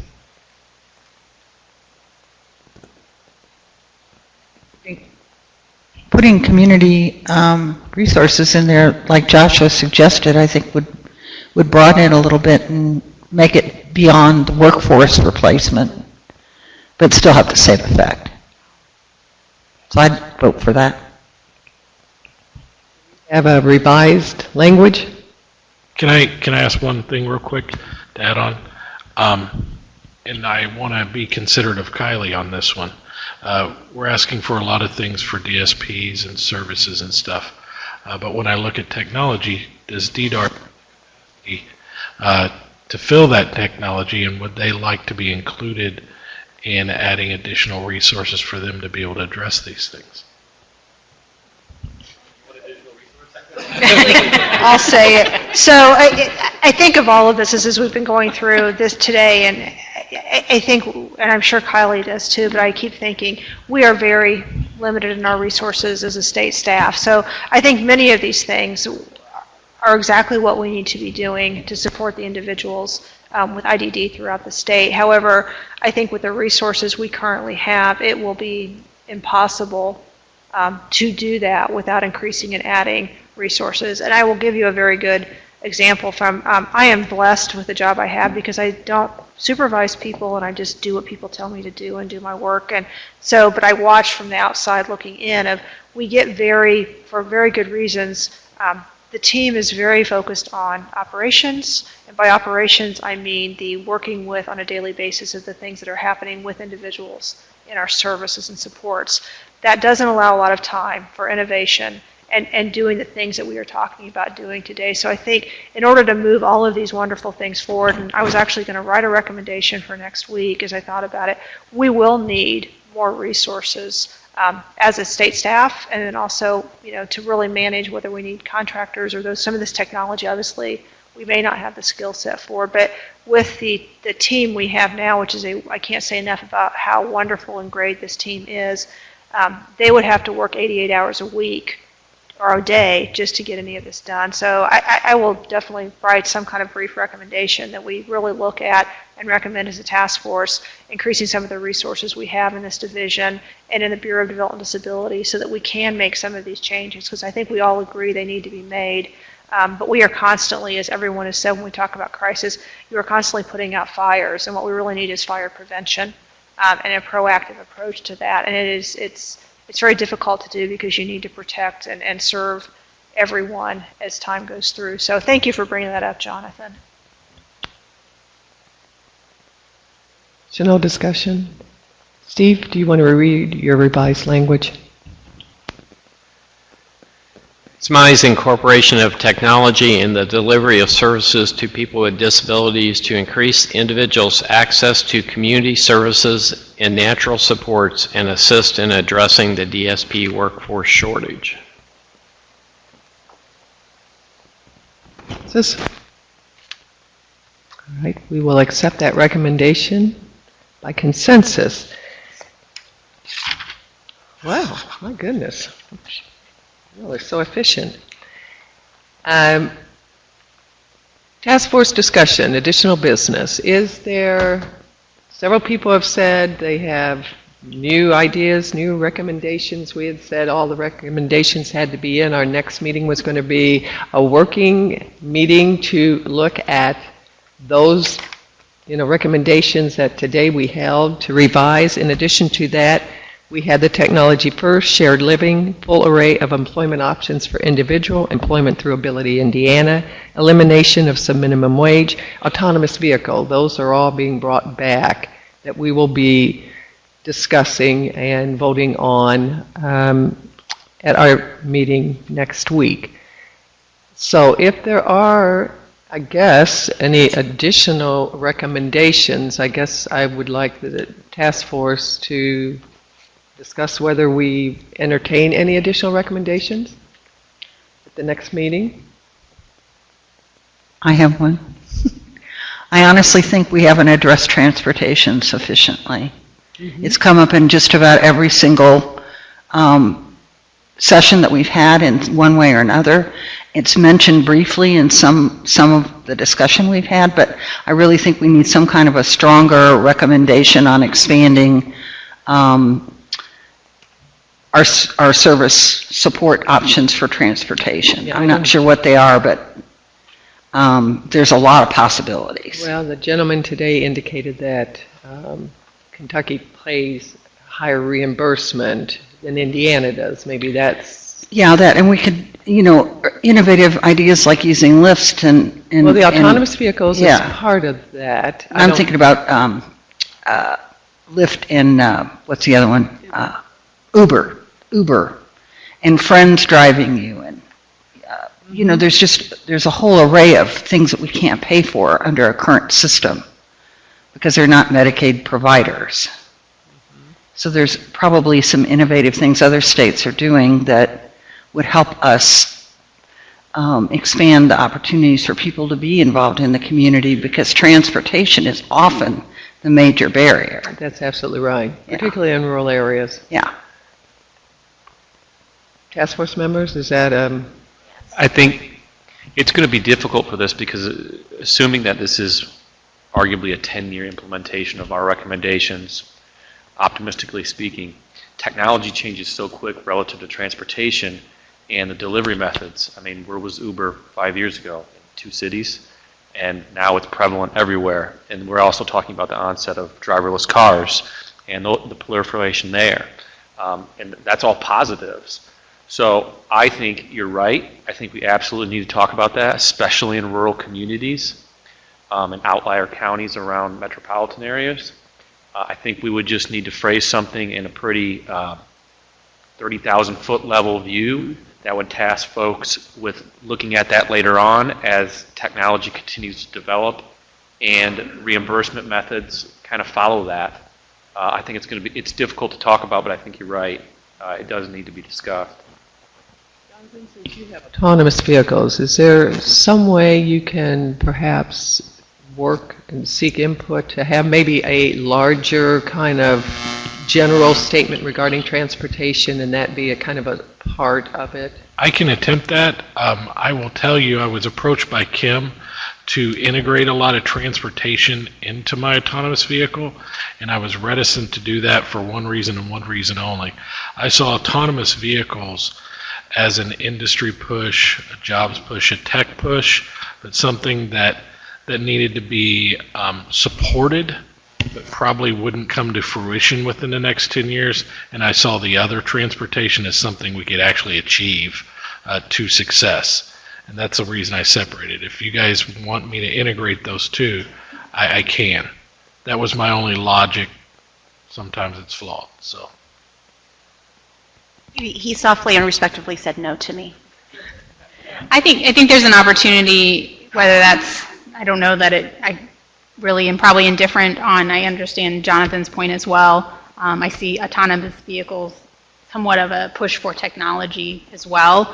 But I think it's simple, to your point, Christina, we could simply say something about exploring those innovative options of public and private partnerships would get to the cost sharing, or I'm sorry, ride sharing opportunities like Lyft and Uber, as well as I think it becomes really a representation on local and state transportation committees, for lack of a better word, to have the need for access of our population in local communities to make sure that those transportations are addressed, not separately, but as a community, that they have individuals with disabilities that need transportation options, and that those transportation entities are also looking at us as part of that team in addressing that need. So I think we can probably simply, I think transportation is a barrier, one in which that we probably should articulate somehow in the 1102 report, and I think we can do that pretty simply and broadly.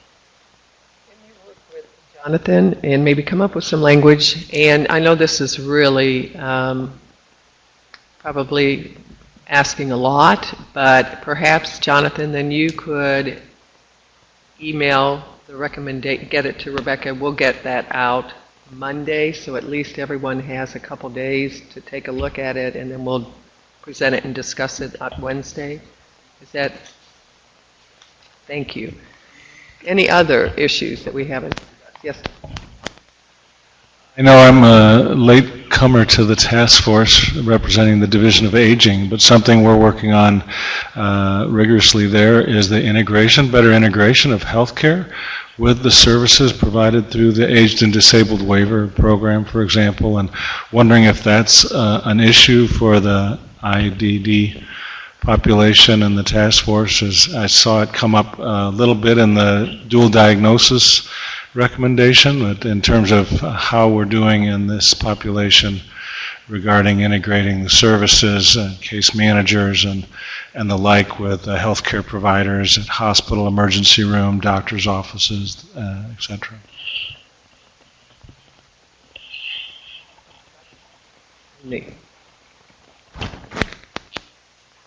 So yes, absolutely. I think both on just the medical health perspective and the behavioral health perspective, better integration and access to specialized medical care from just, I don't know, pediatric specialists to dentists to whatever that is, and behavioral health I think is a need. I think we can probably find ways to integrate that somehow in maybe an already existing recommendation and expand that so that that is, I think the point, I don't know that anyone would necessarily disagree of ensuring there's better integration and better access for the IDD population in the medical and behavioral health realm. Kind of fine. No, we don't need a new recommendation, but perhaps the two of you can identify a recommendation Sure. and we'll bring it Expand back it. with I'll build it in. that Sure. language. If that's agreeable with everyone. Okay. What else, Steve? Not successful in any previous attempt, so I'm just going to go ahead and bring it up again. Individuals with developmental disabilities living in nursing homes. Indiana is still, I believe, the third highest number of people, and I don't believe, Julie gave some excellent data, but I don't know that we said we think we can do anything about that. I don't know, Kim, if you have similar feelings. It doesn't feel right. No, I think as we're talking about that array of community living, I don't know if we want to fold it in that, or I think it's worthy of its own recommendation, because we've been trying and we've made efforts most certainly over the last few years, but we certainly don't, that's not an area where we want to be high on the list. Be happy to take a look at that. We have, just as information, we do work with the ARC of Indiana with a grant that we are modifying that this year to really have more self-advocacy, self-advocates going into some nursing facilities of those individuals who are most likely to be able to transition back into the community, those with shorter lengths of stay and that are younger, not to minimize anyone else in there, but we are working very closely with the self-advocates of Indiana and the ARC to try and do more than we've done. Now that is just a small chipping away and kind of a transitional change, but I'd be happy to kind of take a look at some of that and really take a look at maybe what we can support. There are better ways that waivers can support people as they come out, or other ways to support that. But I totally agree. I think we haven't made a lot of movement in that population in a long time. And I hate being the third worst ever in this country, so that sucks. So you will, I'm sorry, Christine, go ahead. I just thought, I know that a couple years ago there was a My Life, My Choice, which I assume you're kind of resurrecting that possibly, or something similar. Because I've tried, but I've never gotten any information on the results of that as far as how many people wanted out and if we were doing anything about it. So I was thinking maybe it's some kind of recommendation to have self-advocates involved in a program to educate, similar to what they're doing with the workforce issues, educate others, people with IDD about their options, and then ask them what they'd like to explore, and then have an actual plan to do something about it, rather than, I don't know where the results of that original project that was done a couple of years ago landed, but I don't know if it was ever compiled, or if anyone's done anything with trying to get people out that wanted out, or what. Yeah, the My Life, My Choice was something we did do for several years, and I think it had some success points because we have a black hole that we call data in DDRS. We really did not do a good job of quantifying what we got done there.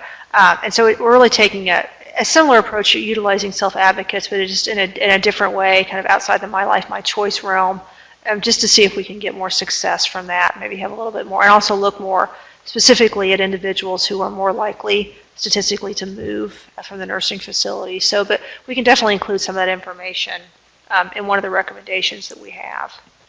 I would indicate that it's probably my recommendation would be look at the first recommendation, number 4, under reshaping Indiana supports and services for people with IDD. I think with the ARC, I think we can nursing facility also plays into Dr. Council's concern of having appropriate integrated access to medical care so that they can be in their community. So I think we can mold kind of both of those appropriately into this recommendation if everyone so chooses.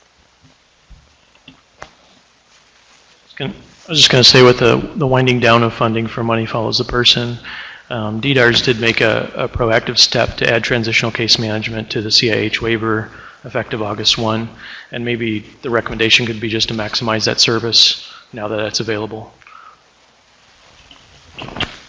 Lieutenant Governor, I wonder if we have adequately covered the topic of family support.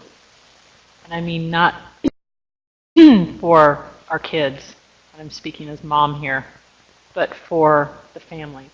I understand that you take care of my son, you're taking care of me, and yet the toll, and we heard it today, we've heard it pretty much in every listening session, the toll on people's health, parents' health, the toll on people's marriages, the toll on people's lives for taking care of, our kids with their needs is huge. And so I just want, it's more of a question for the task force. I mean, there are snippets of it, I think, in our recommendations, but I wonder if we've done enough in the area of support for the family, of education for the family, of, I don't even know what that looks like, but I just raised really the question more than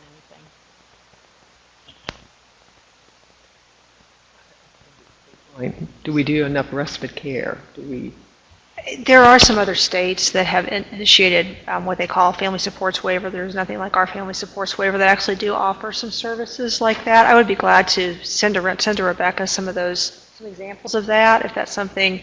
It would be very, I think, easy to include that in one of these recommendations about enhancing, as we rebuild newer and better waivers, to maybe add a sentence about looking at family support as opposed to just individual support. But there are some states that are doing some very innovative things. So again, we love to plagiarize or borrow, I might have to give Maryland like $20, but I think there's a good way to do that, and there's a lot of good stuff out there. So I think adding a sentence somewhere or two in some of these supports would be great. Good point.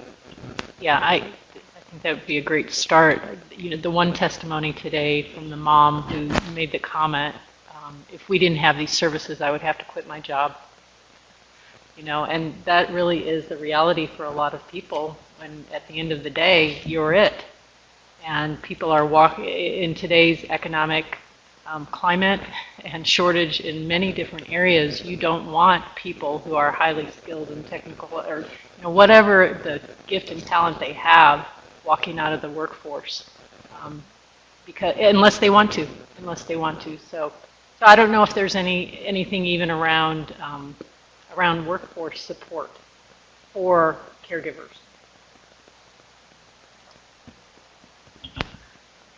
I was just going to mention that currently on the waivers there's a service called Family and Caregiver Training, and I think it reimburses for conferences, seminars, and training materials. And I think it's a really underutilized service. So maybe part of that recommendation could just be more education for case managers and families on how to best utilize that service. That's a great reminder, but I would suggest too, when you have one bucket of money, I'd rather spend it on my child than on me. And maybe I'm unique, but I don't think so, with limited resources. So not to say that we have to keep it in that bucket of money. We can do it. And I think training is important. The more that we know, we feel more in control and such. But I'm thinking even of other services, counseling or whatever it might be. Derek, are you? So there's a couple, just from the vantage point.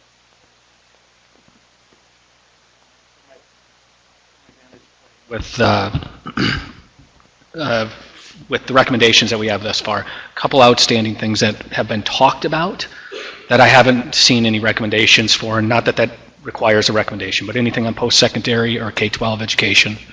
So higher ed, I know there was some talk on that presentation, and then K-12.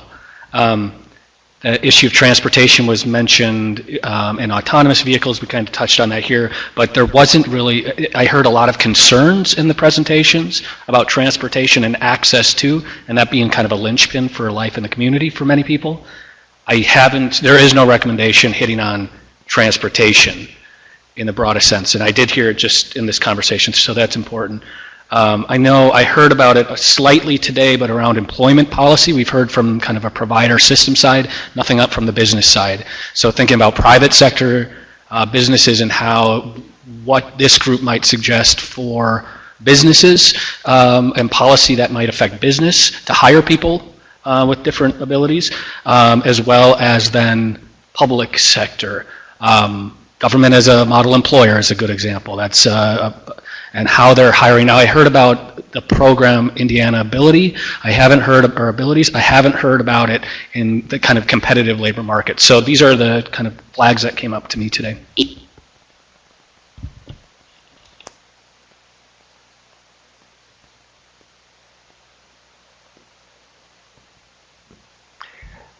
Any other issues? So, do we know who's doing what? You're looking for recommendations? Okay. What are you doing? I know that I will be working with Kim specifically on the Reshaping Indiana Support Services.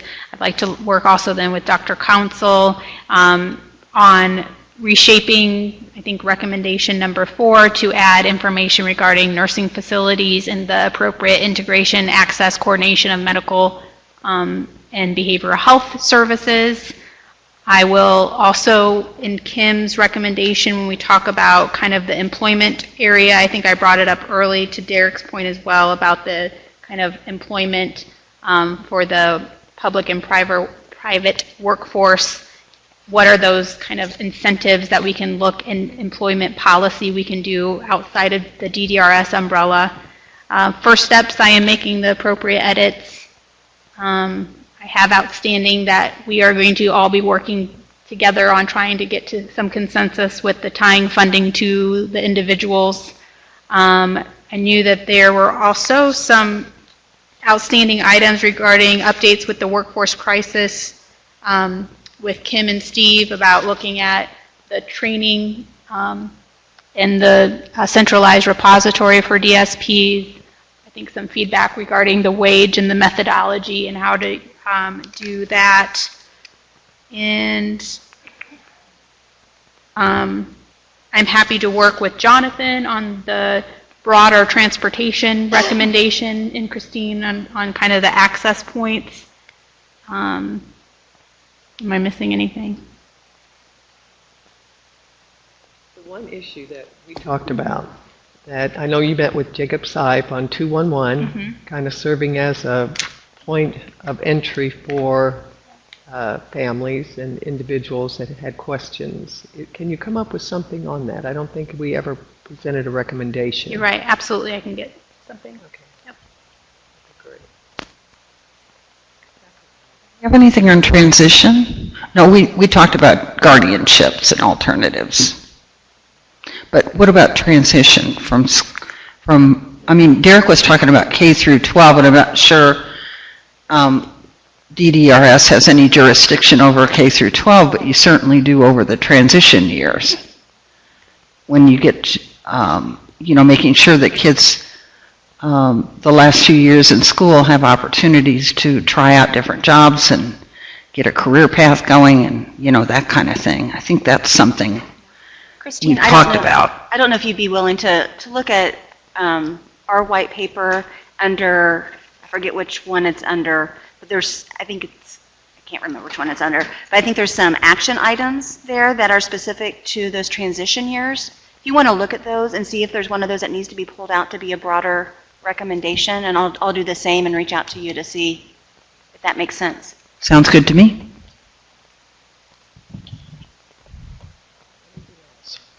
There has been discussion that this task force ends after we end up giving our report. But there's been discussion that perhaps there is some value to extending the task force until the home and community-based settings rule has been approved. I don't know if that, how you all feel about that, because that would require legislative action to extend the task force. I don't know that even if we do that, we need to be meeting on the basis that we're meeting currently, but just open that up for discussion.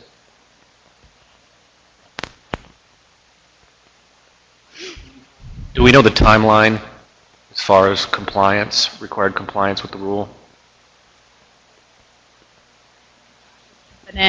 So I think there's a couple couple things that are ongoing. So DDRS and specifically BEADS is in the process of finalizing an RFP in preparation as this 1102 sunsets, if you will, to move forward with accessing resources through a contractor to really assist us in doing the waiver redesign process, and I use that term loosely. So from that, we'll have the resources and contracted entity kind of ready in early 2019 to kind of start looking at that bigger picture with absolutely key diverse stakeholder groups to move forward that you're going to lead, Joe.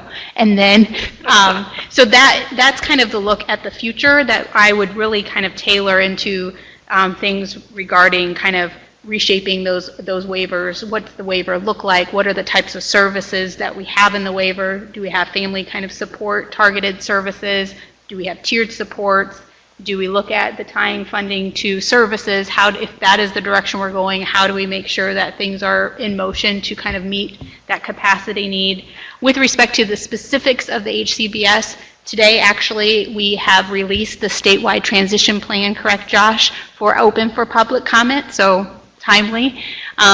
And the division internally is working with a key HCBS stakeholder group to kind of go through the motions of identifying any sites that are out of compliance and aiding them in getting into compliance, as well as our waiver renewal process, because our waivers expire in 2019 and we're moving forward to continue them. So at the same time, but doing the waiver renewal process. So I don't know if I answered your question necessarily, but early 2019, we'll start with the waiver redesign process to have that done. I don't know that we need a task force to do that monthly, but I welcome if the task force wants to continue on some type of timeline that I think allows the DDRS staff to manage resources. That's probably my only concern, in that we don't kind of duplicate efforts, and maybe, because many of you will likely be involved in maybe some sort of work group as well, and that this maybe serves as more of an advisory type capacity and check-in points rather than a work group. That's fair, if that's the direction we're going. When's community-based compliance deadline? For community-based day service? Yeah. So 20, yeah, so 2020 is the compliance date. Okay. Yeah. March 17th, 2022. Oh, I'm sorry, 2022. 2022. Did I freak everyone out there? Just me. Yeah, so sorry. My defibrillator worked.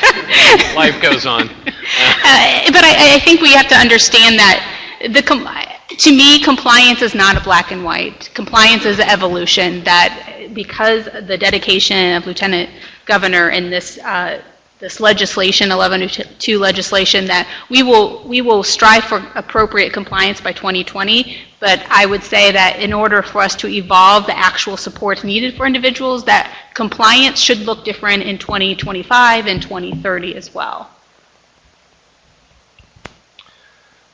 My recollection and experience from the 317 Commission was that there were regular reports filed with, I think it was Medicaid Oversight. It was one of the legislative committees, so probably one that doesn't exist. So I think there may be some value in periodically getting together and looking at where we're at with the recommendations we made. Are they just sitting collecting dust? Are we way ahead of it? So I think compliance is an issue, but also have we done anything with the recommendations is another valuable.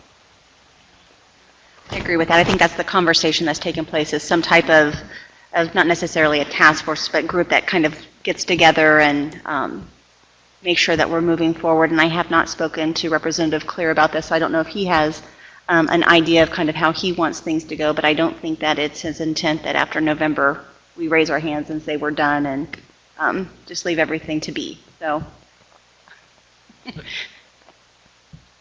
Topics. And remember, we can tweak, add, change up until that final report. So if we come up with a brilliant idea after today or after next week, it's still a good idea. I just have one more idea, and I think I read it probably somewhere in the white papers, but something that intrigued me is that right now it's impossible for people to get integrated services. So you could have somebody that wants to room with somebody else. One of them's on the A&D waiver, one of them's on the BEADS waiver, and they have to have totally separate staff. There's no way to integrate their staff. And I think, personally, I'd like to see one big waiver that incorporates everybody rather than siloing people because they have medical stuff and developmental stuff separately, because to be honest, a lot of people have both. And I don't see any reason to divide it that way, except that that's how our agencies are divided. Anyhow, beside that, at least we could take a baby step maybe and figure out a way that to integrate the service delivery system so that people can get help from the same person on the two different waivers. I don't know if that's possible, but it seemed like a good idea. That's probably a question for the waiver redesign people, though.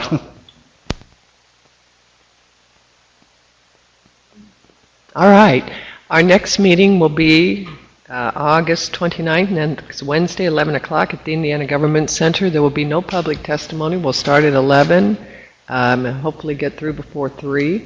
But if you have any changes and recommendations, if you can get to those to Rebecca as quickly as possible, we'll try to get them out to members prior to the meeting, so at least you have an opportunity to look at that. Our then final next meeting will be September 19th. We'll be reviewing, and we'll get a draft report prior to that. So we'll be reviewing the report at that meeting. It'll be in Indy. The final meeting will be October 17th at Columbia City, where we will be approving the final draft. So thank you all for your great work, and we stand adjourned.